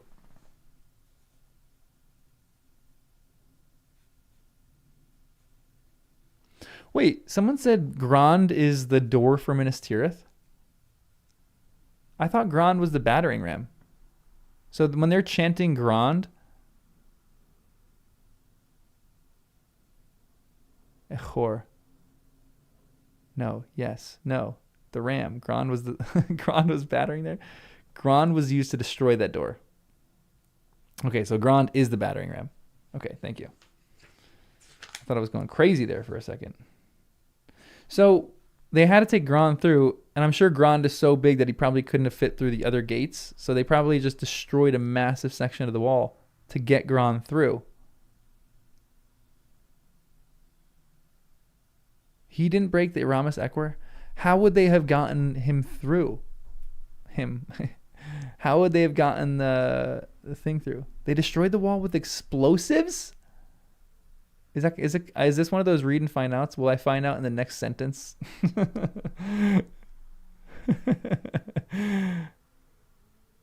This is way up in the north? Only nerd. It's this. Okay, it said it in this. Oh, the thunder. Yeah, he says that here. Saruman knew about gunpowder. Gron came from the east. We're in the north. Okay, interesting. So they still blew up the wall, but why is this a read and find out? Like, why would they do that? Why? Blasting fire. Yeah, it was like some kind of blasting fire. But are orcs just destructive? So they're just like wanting to destroy everything? Yeah, orcs do what orcs do, I guess. Dumb decision on their part. Because legitimately, they could have held them against that for a long time. I love Eomer thinking about this here. Our enemy's devices oft serve us in his despite. The accursed darkness itself has been a cloak to us. And now, lusting to destroy Gondor and thrown it down stone from stone, his orcs have taken away my greatest fear. The outwall could have been held long against us. Now we can sweep through, if once we win so far. Once again I thank you, Gonbury Gon of the Woods, said Theoden. Good fortune go with you for tidings and for guidance. I really want Gonbury Gon to come with them. But they're like their strength is in the woods. They can kind of like take out orcs as they try to come into the woods. Honestly, you try to send a orc company into the woods, all of them will be dead. All of them would drop dead within a few seconds. Dang, this is cool. Okay, let's keep reading. Kill Gorgoon, kill orc folk. No other words, please, wild men. Answered Gon. Drive away bad air, and darkness with bright iron. To do these things we have ridden far, said the king, and we shall attempt them. But what we shall achieve only tomorrow will be shown. Gonbury squatted down and touched the earth with his horny brow in token of farewell.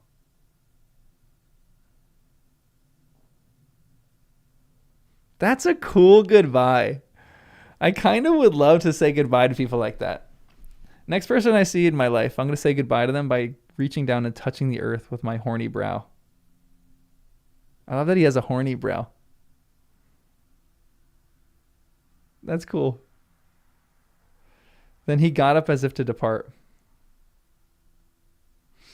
But suddenly he stood looking up like some startled woodland animal sniffing a strange air. A light came in his eyes. Wind is changing, he cried.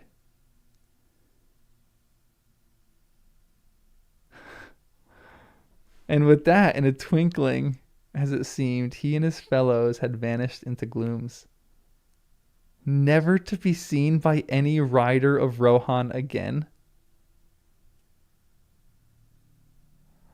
Whoa! Are you kidding me? That's cool.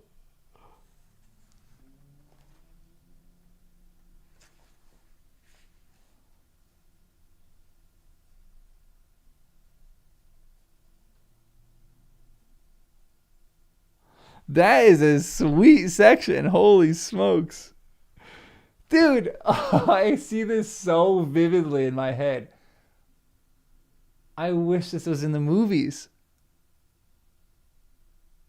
Oh, gosh, what a cool exit that is. Like right before he disappears into the woods. He just goes. And then all of a sudden you see this light in his eyes. And he goes, wind is changing. And he just dips. He just leaves. Dude, what a cool exit that is. This guy is my boy. I love him. That's just cool. I'm a fan of this guy. Then he got up as if to depart, but suddenly he stood looking up like some startled woodland animal sniffing a strange air. A light came in his eyes. Wind is changing, he cried. And with that, in a twinkling as it seemed, he and his fellows had vanished into the glooms, never to be seen by any rider of Rohan again. Man, not long after, far away eastward the faint drums throbbed again. Yet to no heart in all the host came any fear that the wild men were unfaithful, strange and unlovely though they might appear. We need no further guidance, said Elfhelm. For there are riders in the host who have ridden down to Munberg in days of peace. I, for one. When we come to the road, it will veer south, and there will lie before us still 7 leagues ere we reach the wall of the townlands. Along most of that way there is much grass on either side of the road. On that stretch the errand riders of Gondor reckon to make their greatest speed. We may ride it swiftly and without great rumor. Then, since we must look for fell deeds, and the need of all our strength, said Eomer, I counsel that we rest now, and set out hence by night. And so time are going that we come upon the fields when tomorrow is as light as it will be, or when our Lord give the signal. Man, this is so good.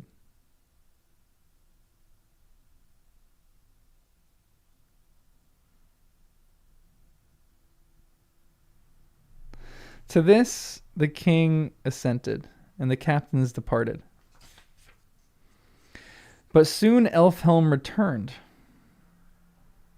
The scouts have found naught to report beyond the grey wood, Lord, he said, save 2 men only. 2 dead men and 2 dead horses.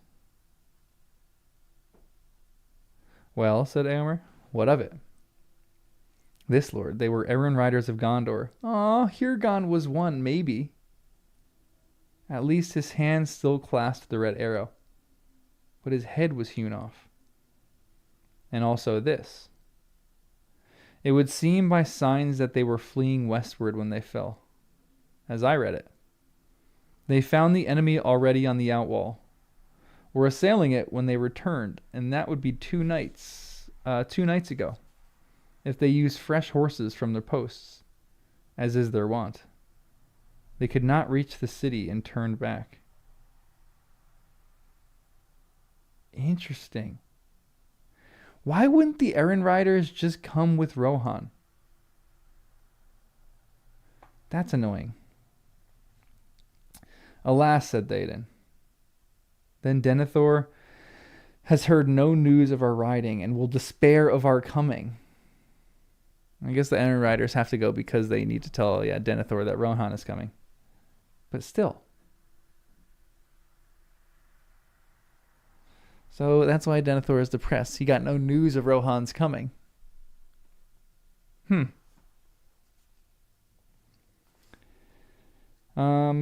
Need brooks no delay. Yet late is better than never, said Éomer. And mayhap in this time shall the old saw be proved truer than ever, since men spoke with mouth. That was a riddle. Need brooks no delay, yet late is better than never, said Éomer. And mayhap in this time shall the old saw be proved truer than ever, since men spoke with mouth. Old saw. Yeah. The riders of Rohan are never late, Denethor, steward of Gondor, nor are they early. They arrive precisely when they mean to.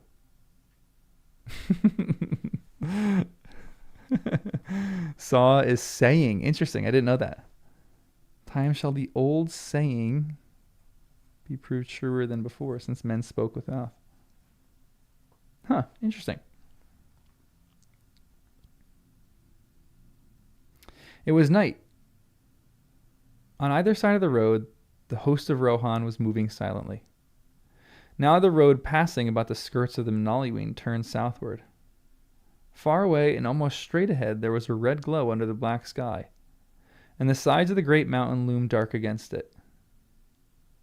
But there were, drawing near the Ramas of the Pelennor. They were drawing near the Ramas of the Pelennor. But the day was not yet come.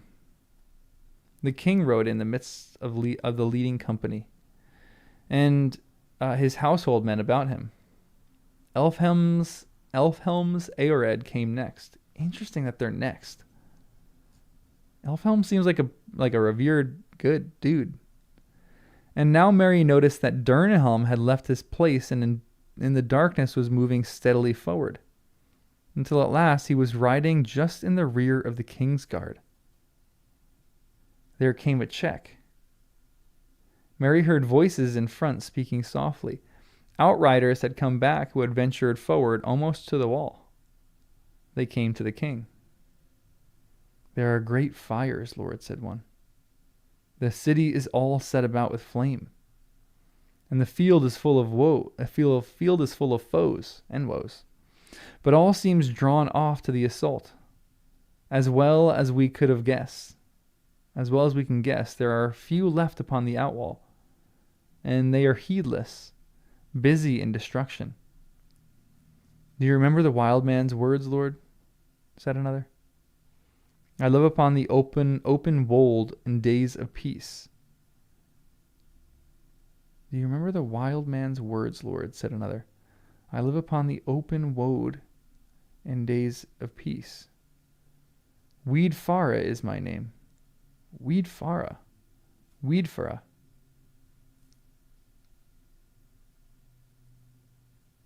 And to me also the air brings messages. Already the wind is turning. There comes a breath out of the south. There is a sea tang in it, faint though it be. Is the wind changing with the king himself coming to reclaim his throne, coming from the south? Is the wind changing? Is Aragorn literally causing weather patterns to change? Is he taking away the darkness? It's literally coming in the south with Aragorn. This is crazy. Weedfara. Good little encouragement here. There comes a breath out of the south. There is a sea tang in it, faint though it be. The morning will bring new things. Above the reek it will dawn when you pass the wall. If you speak truly, Weedfara, then you may live beyond this day in years of blessedness, said Theoden. He turned to the men of his household who were near, and he spoke now in a clear voice, so that many also of the riders of the first Aeorid heard him. Now is the hour come, riders of the mark, sons of Eorl. Foes in fire are before you, and your homes far behind. Yet though you fight upon an alien field, the glory that you reap there shall be your own forever. Oaths ye have taken, now fulfill them all, to lord and land and league of friendship.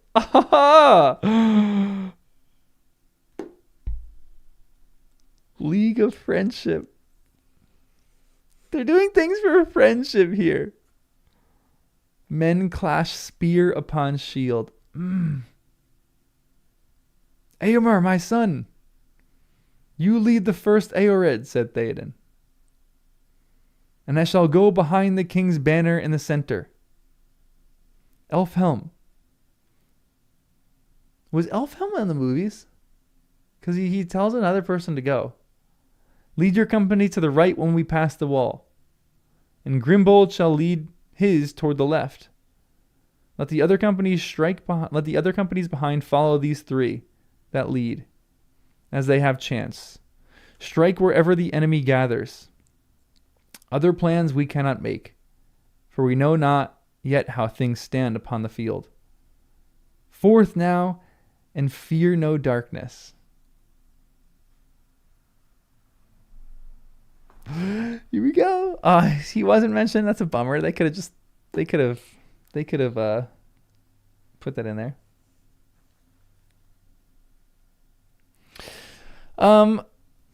Quick question.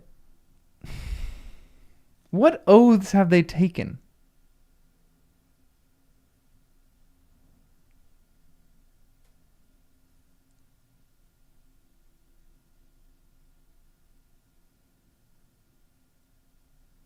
The oath to Gondor, so it's just like implied. They haven't like literally taken oaths, but they're the oaths of fealty. Okay.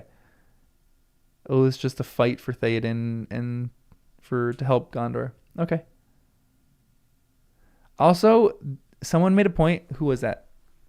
Sovereign. He calls him son here. This is so good. Eomer, my son.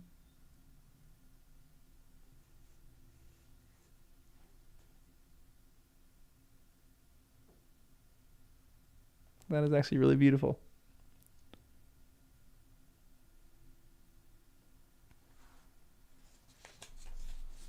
And it's so sad because I really think that Theoden's going to die.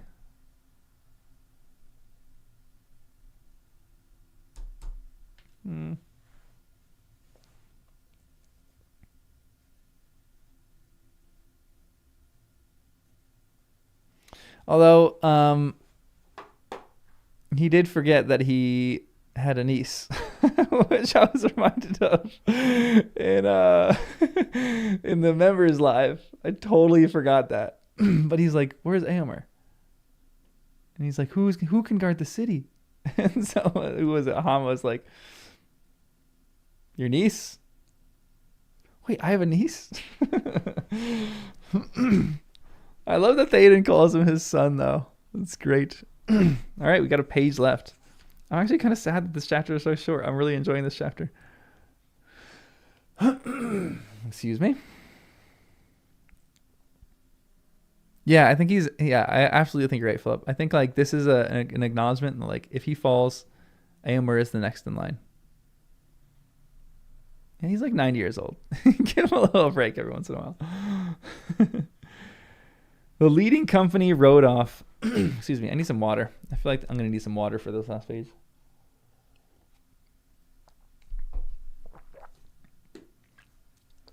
The leading company rode off swiftly as they could, for it was still deep, dark. Gondor, Rohan have saved each other for centuries. Philip, thanks for the $2. Appreciate it. Thank you. You've done a lot of $2 donations. Appreciate it. Hold on 1 second. My brother's texting me. Hold on 1 sec. I gotta text him back.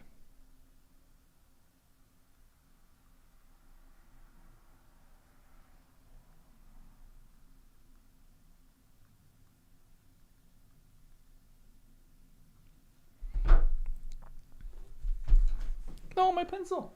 All right, let's read the last page. The leading company rode off as swiftly as they could, for it was still deep dark. Whatever change Weedfara might forebode. Merry was riding behind Durnhelm, clutching with the left hand, while with the other he tried to loosen his sword in its sheath. He felt now bitterly the truth of the old king's words. In such a battle, what would you do, Meriadoc? Just this, he thought. Encumber a rider and hope at best to stay in my seat and not be pounded to death by galloping hooves. It was no more than a league to where the outwalls had stood. They soon reached them. Too soon for Merry. Wild cries broke out, and there was some clash of arms, but it was brief. The orcs busied about the walls were few and amazed, and they were quickly slain and driven off. Before the ruin of the north gate in the Ramas, the king halted again. The first Aerid drew up behind him and about him on either side. Durnhelm kept close to the king, though Elfhelm's company was away on the right. Greenbold's men turned aside and passed round to a great gap in the wall further eastward. Merry peered from behind Durnhelm's back. Far away, maybe 10 miles or more, there was a great burning. But between it and the riders, lines of fire blazed in a vast crescent. At the nearest point, less than a league distant, he could make out little more on the dark plain. And as yet, he neither saw any hope of morning, nor felt any wind of change, nor felt any wind, changed or unchanged. Now silently, the host of Rohan moved forward into the field of Gondor, pouring in slowly but steadily, like the rising tide through the breaches in a dike that men have thought secure. But the mind and will of the black captain were bent wholly on the falling city, and as yet no tidings came to him warning that his designs held any flaw. I got some news for you, the captain of despair. After a while, the king led his men away somewhat eastward to come between the fires of the siege and the outer fields. Still they were unchallenged, and still Theoden gave no signal. At last he halted once. The city was now nearer. A smell of burning was in the air, and a very shadow of death. Horses were uneasy, but the king sat upon Snowmane, motionless, gazing upon the agony of Minas Tirith, as if stricken suddenly by anguish or by dread. He seemed to shrink down, cowed by age. Merry himself felt as if a great weight of horror and doubt had settled on him. His heart beat slowly. Time seemed poised in uncertainty. They were too late. Too late was worse than never. perhaps Theoden would quail. Perhaps Theoden would quail, bow his old head, turn, slink away to hide in the hills. This is crazy.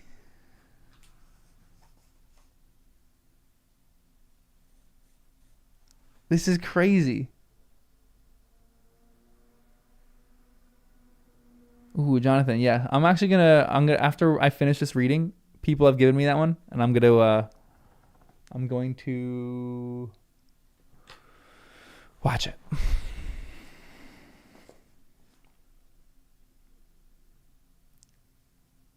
This is like the turn or face moment.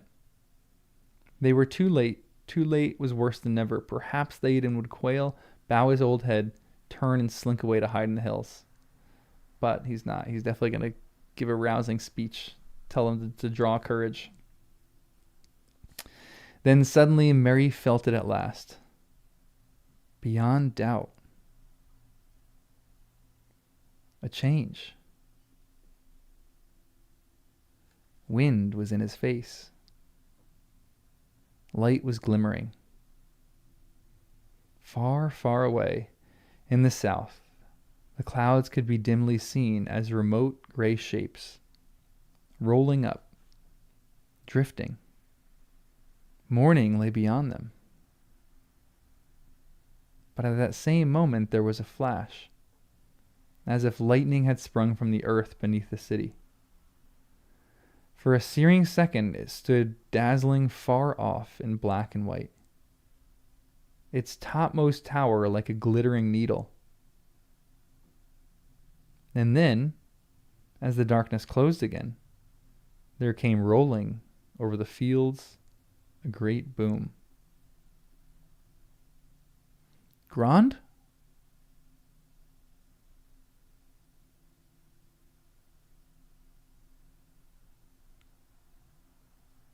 The moment the gate was destroyed. At that sound, the bent shape of the king sprang suddenly erect. Tall and proud he seemed again. And rising in his stirrups, he cried in a loud voice, more clear than any there had ever heard a mortal man achieve before.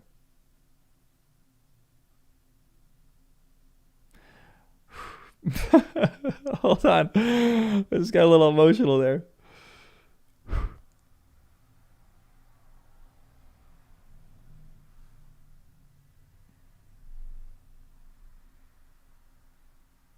Oh gosh. I don't know if I can finish reading this. Oh. Tall and proud he seemed again. Rising in his stirrups, he cried in a loud voice, more clear than any there had ever heard a mortal man achieve before. Arise. Arise, riders of Theoden. Oh gosh.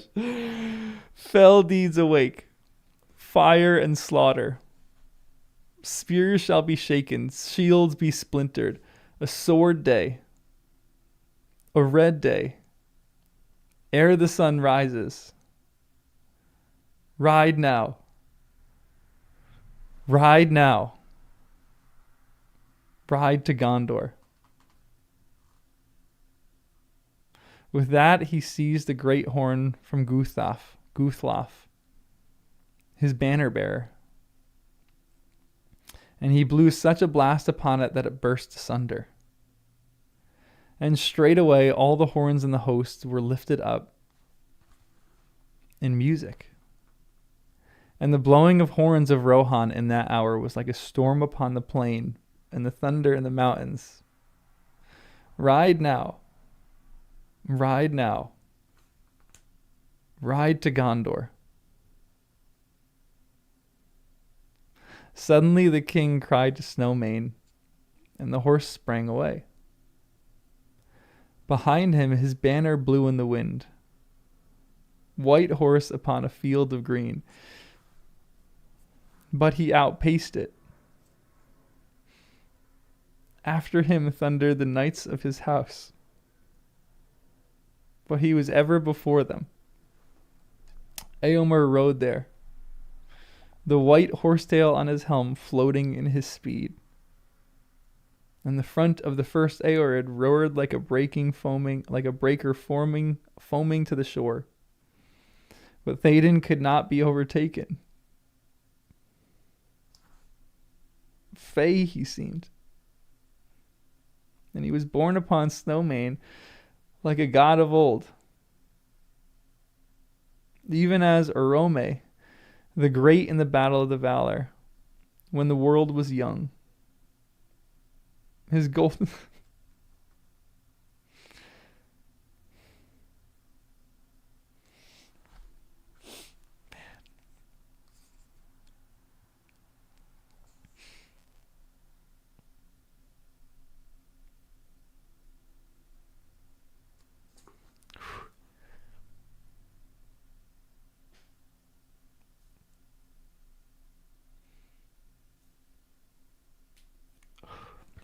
This is tough.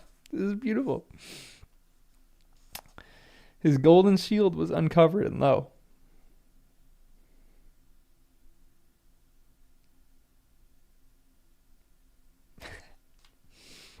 It shone like an image of the sun. And the grass flamed into green about the white feet of his steed. For morning came. Morning and a wind from the sea. And darkness was removed. And the host of Mordor wailed.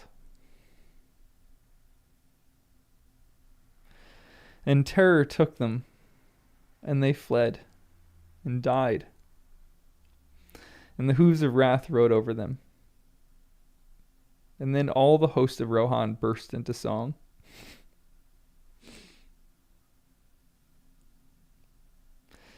Oh, this is crazy. And they sang as they slew, for the joy of battle was on them.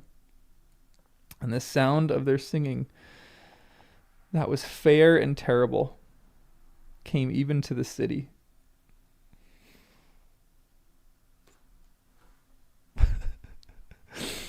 Oh my God.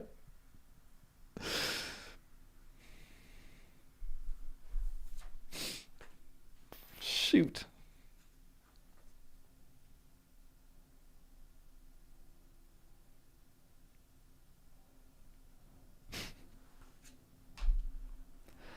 Sheesh.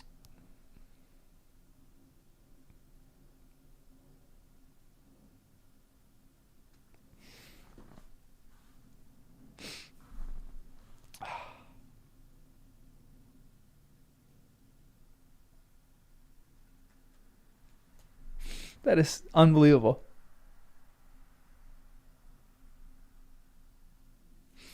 Wait, I missed a sentence? The Fey sentence? I think I got that line. Fey he seemed, or the battle fury of his fathers ran like new in his veins.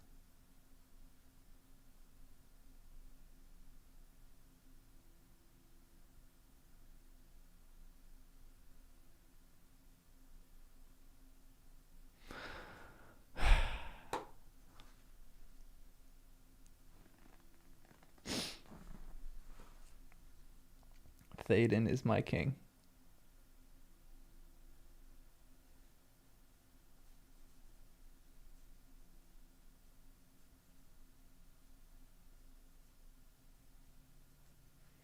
This is the most beautiful image. You have this host of riders ready to ride out. And you have an hunched old man who's sitting upon his horse.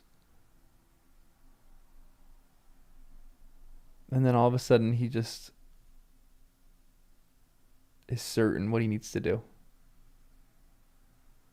And he straightens up. And I love this. This is some of the best image writing I've ever read. Suddenly the king cried to Snowmane, and the horse sprang away. Behind him his banner blew in the wind. White horse upon a field of green. But he outpaced it.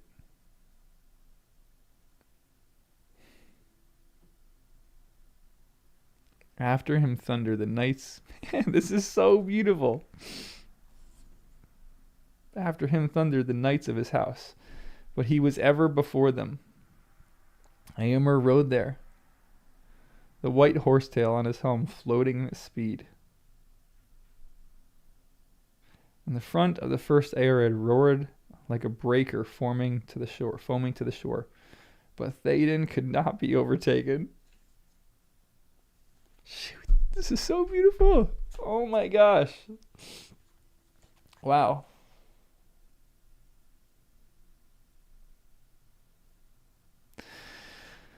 I need a minute right now. Oh my gosh. I love Theoden so much. Yeah, dude. I need a replica of Theoden's helmet. Thank you, Dane. I love Snowmane so much. What a horse. I need to write an essay on Snowmane now. Wow.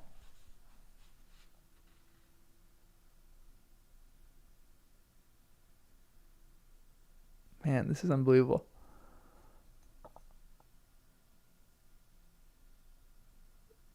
This is so beautiful. I'm just like speechless at the ending of this.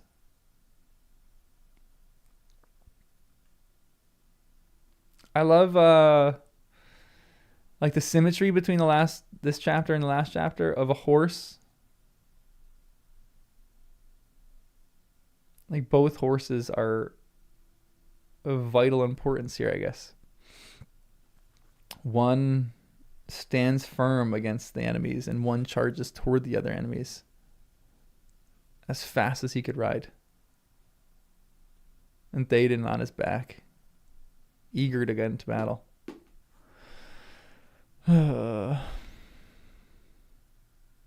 So wait till the next chapter to do one on Snowmane. What I want more than ever right now, Sean, what's up, dude?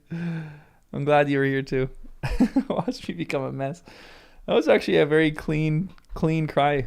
Sometimes I could be a mess when I lets it happen. I was just telling someone this the other day too, that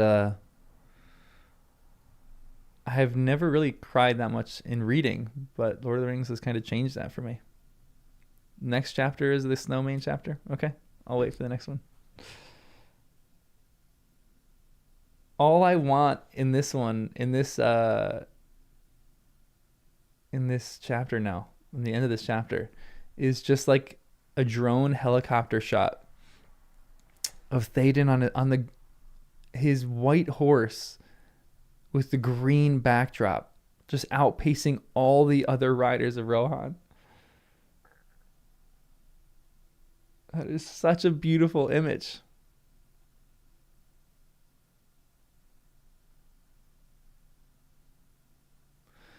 Man, that is so good. The drone wouldn't be able to catch up with them. Absolutely. And his golden shield like the sun.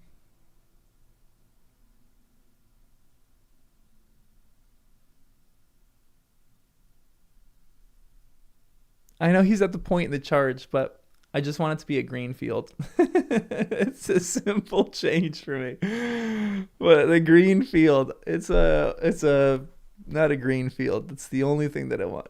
It's the small things that make the big difference. Because the colors of the scene are so vivid. You have the dark gray clouds, like I need to write an essay about the colors, Tolkien and how he thinks in colors.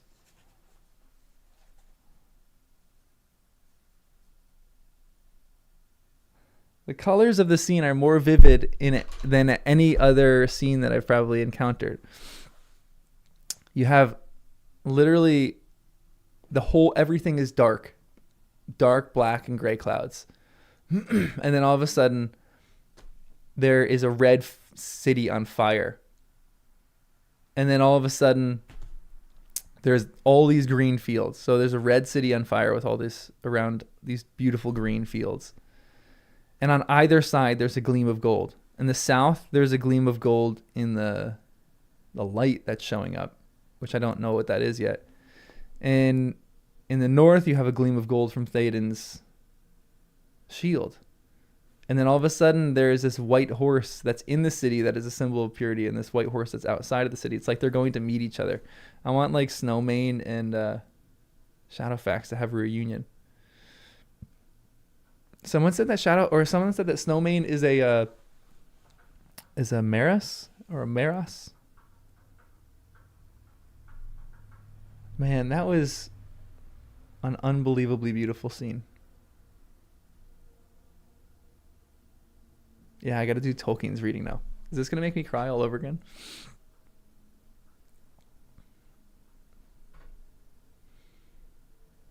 Yeah, I was actually going to ask that. Shattermelon, if anybody has artwork of this, please post it in the Discord, because I would love to see people's images of this.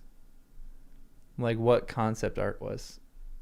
I would love to see concept art of what people did. Like, I could see this. I'm not like a huge anime fan, but gosh, this just feels anime to me.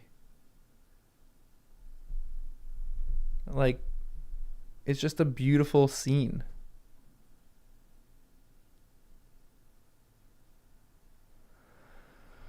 Wow.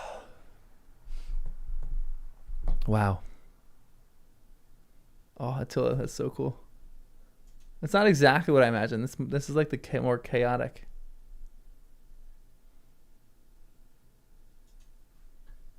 I would love to read the next chapter now, but I have to break up the chapters so I can actually properly think about them.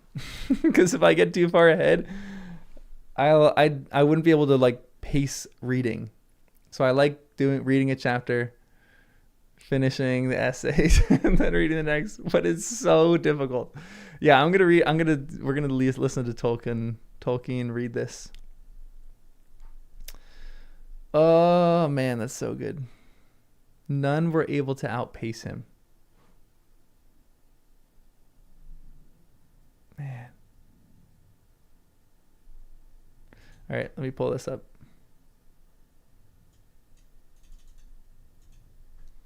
Hold on. Don't play it. Am I going to have any copyright issues with this?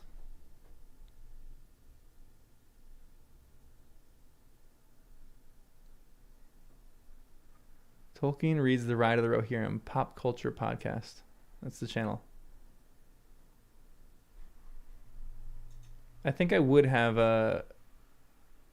yeah, I probably should do this without music. And then I'll probably just listen to it on my own without, or with music. Play it and we'll find out together. All that. Now silently the host of Rohan moved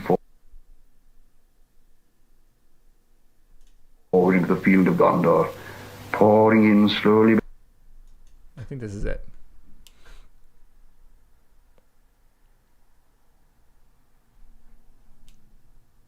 I don't think I'll have an issue with the copyright for what Tolkien is reading, but I would have a copyright issue if they play the music.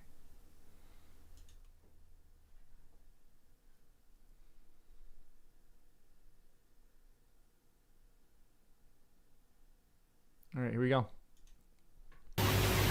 Now silently the host of Rohan moved forward into the field of Gondor, pouring in slowly but steadily like the rising tide through breaches in a dike. This is a short version.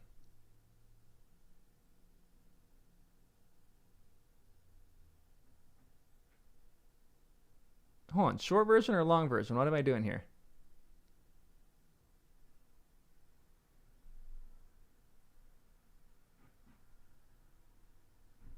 This is just the ending part. I'm just going to do this one. And then I'll listen to the long on my own. Because I don't want to hit any copyright issues. Long version has music. So I'm not going to do the long version because it has music. Yeah, sorry. You're looking at all my recommended stuff. Everyone watch this stream. The long one doesn't have music. Movie sounds. Oh, interesting. Hold on a second.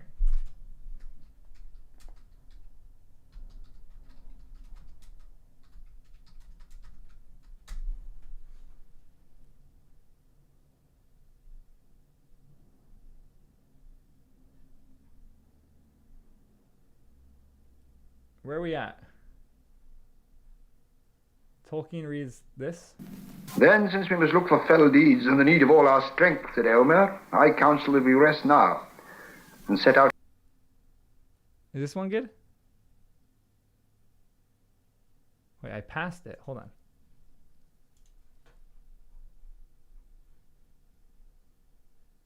No, this one's 37 seconds. All right, I'm going for the one that I just clicked. I think that was the one.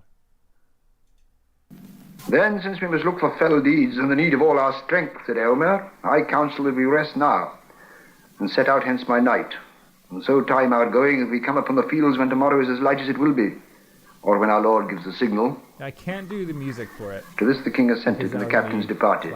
But soon Elfhelm returned. The scouts have found naught to report beyond the grey wood, Lord, he said, save 2 men only, 2 dead men and 2 dead horses. Well, said Eomer, what of it? This, Lord. They were errant riders of Gondor. Hirgon was one, maybe. At least his hand still clasped the red arrow, but his head was hewn off. And this also, it was seen by the signs that they were fleeing westward when they fell. As I read it, they found the enemy already on the outwall, or assailing it when they returned, and that would be 2 nights ago, if they used fresh horses from the posts, as is their wont. They could not reach the city, and they turned back.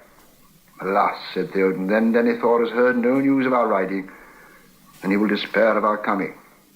Need brooks no delay, yet late is better than never, said Eomer. And mayhap in this time shall the old saw be proved truer than ever before, since men spoke with mouth. It was night, and either side of the road the hosts of Rohan was moving silently. Now the road, passing about the skirts of Mindolluin, turned southward. Far away and almost straight ahead there was a red glow under the black sky, and the sides of the great mountain loomed dark against it. They were drawing near the Ramas of the Pelennor, but the day was not yet come. The king rode in the midst of the leading company, his household men about him.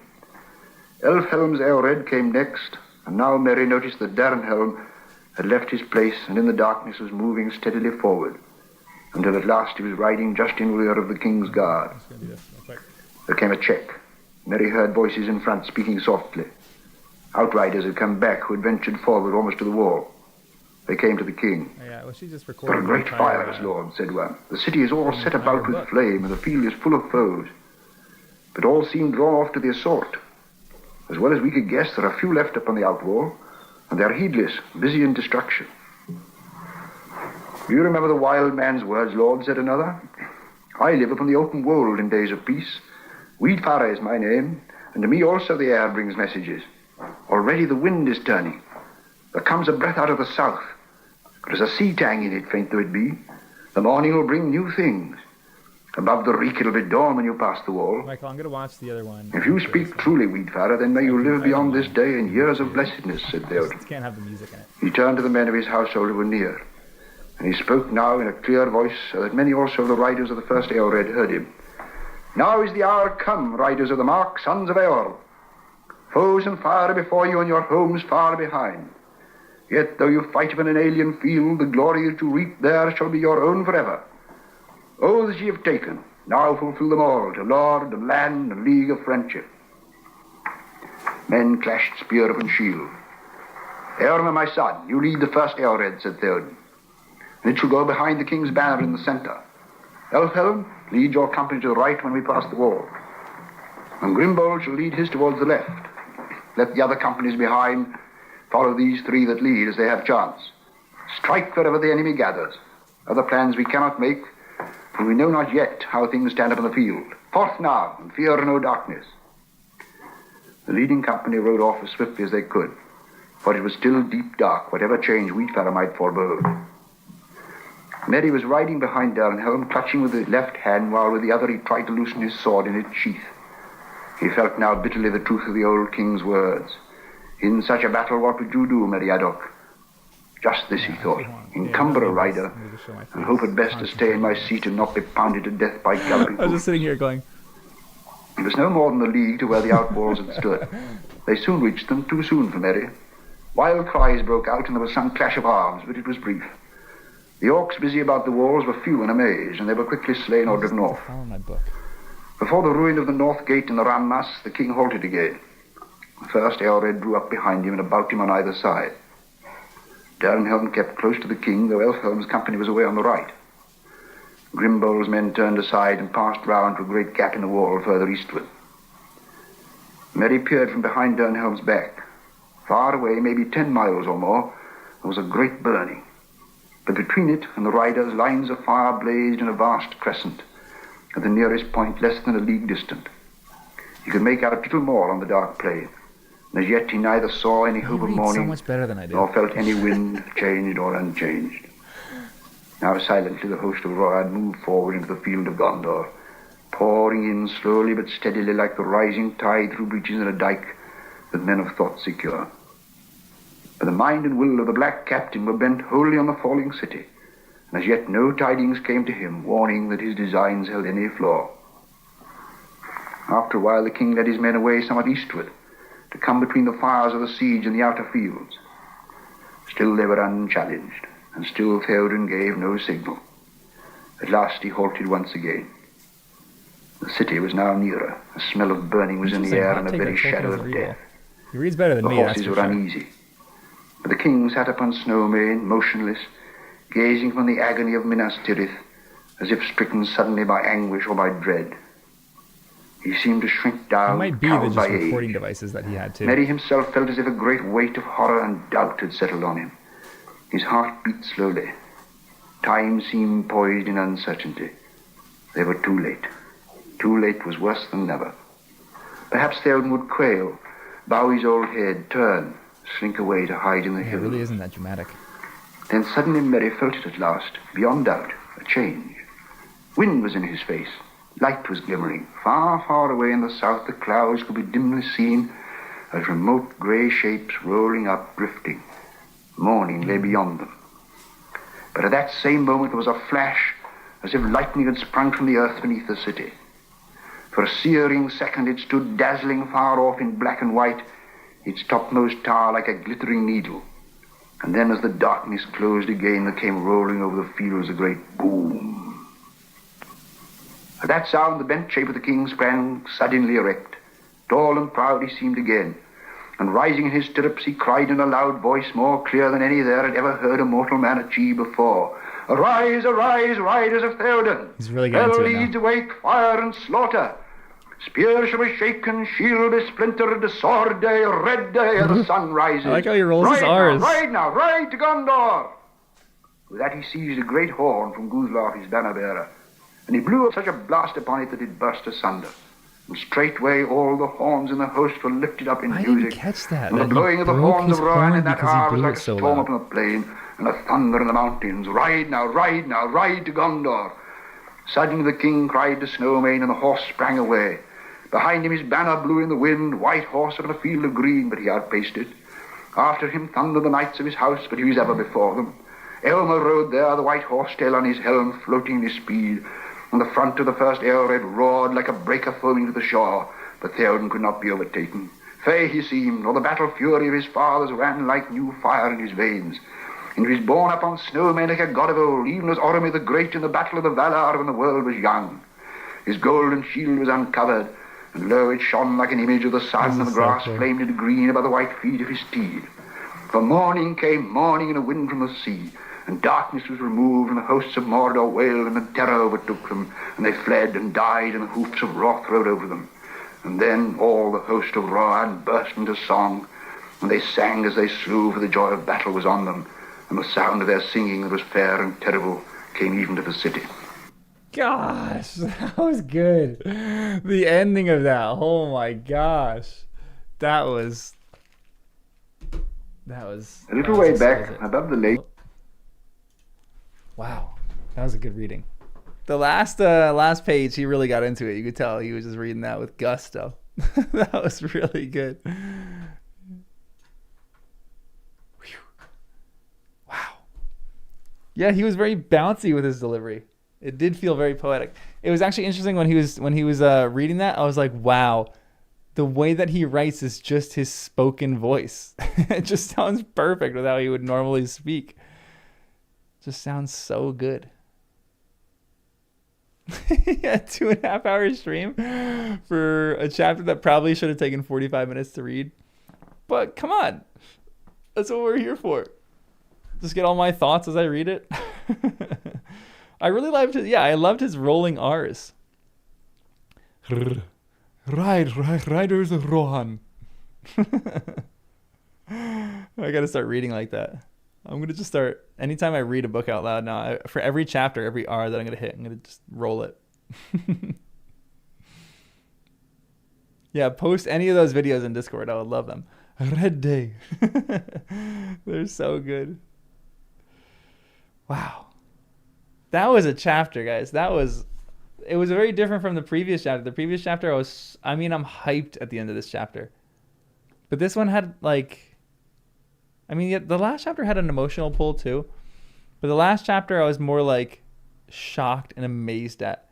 This one I was more like emotional at. Yeah, Théoden blows his horn so loud it breaks.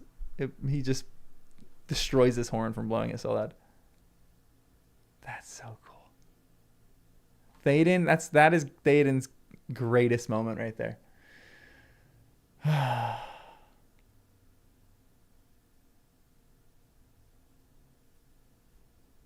Oh, that's such a good point. We could write an essay on the horns. Oh, bro. Boromir's broken horn spells doom. Théoden's broken horn spells victory. Oh. Yeah, it was. I think that they all were like horns back then, right? Like animal horns. Like Rohan's horn was from the great ox of ruin or whatever, or Boromir's horn was from the great ox of ruin or something like that. The sky fields are pretty sweet. Oh, that would be a fun essay to write on the horns. Definitely, I'm going to incorporate that in an essay. The horns of Buckland when the Nazgul. Yeah, that's right. The sirens. Next chapter is the go. I've heard that the next chapter, a lot of people really, really love the next chapter.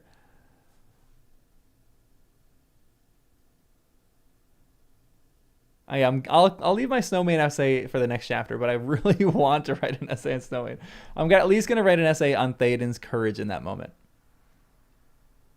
I love the depictions of Théoden like hunched over. He is an old man. He's tired. He hunches over, but at this moment, he goes completely. He's ready for battle, and he rides, and they can't even catch him because he's riding so fast. To me, that's like a combination of Snowman and Théoden. Snowman is feeding off of Théoden's lust for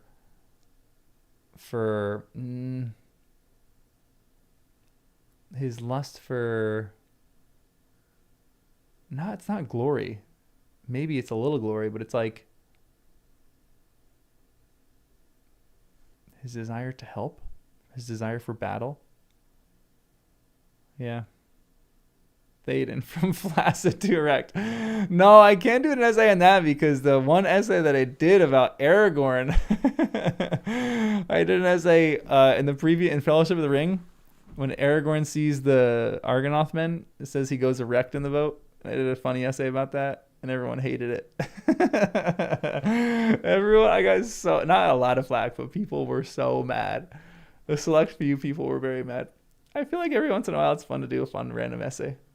I did one what did I do one on? Recently I did one on tomorrow. Tomorrow I'll do one. Tomorrow I have a cute little image because the cock is crowing. It's not like an inappropriate essay, don't worry. I'm glad you like that one, Sean. You might be the only one. His desire for closure is actually a great way to put it. Finality of fears, yeah. Yeah, good little middle school sense of humor. Nothing wrong with that.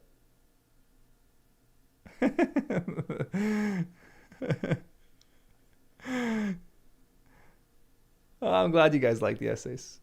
Wow, that was a great chapter. Man, I really want to read the next one, but I can't. I can't do it. I gotta wait. I have a bunch of essays, so I actually kind of love weekend reads because they just feel like more people are available. So maybe like next Saturday or something like that. I have probably like, I've written down 8 essays, but usually I synthesize that and like kind of get things down. But at the same time, I noticed this at the end of the last chapter. I wrote like 12 essays down and I synthesized 4 of those essays into one. And then I wrote 2 other essays that I didn't write down because usually the last like 2-3 pages of the chapter of the Siege of Gondor, I didn't write notes for because I was so into it.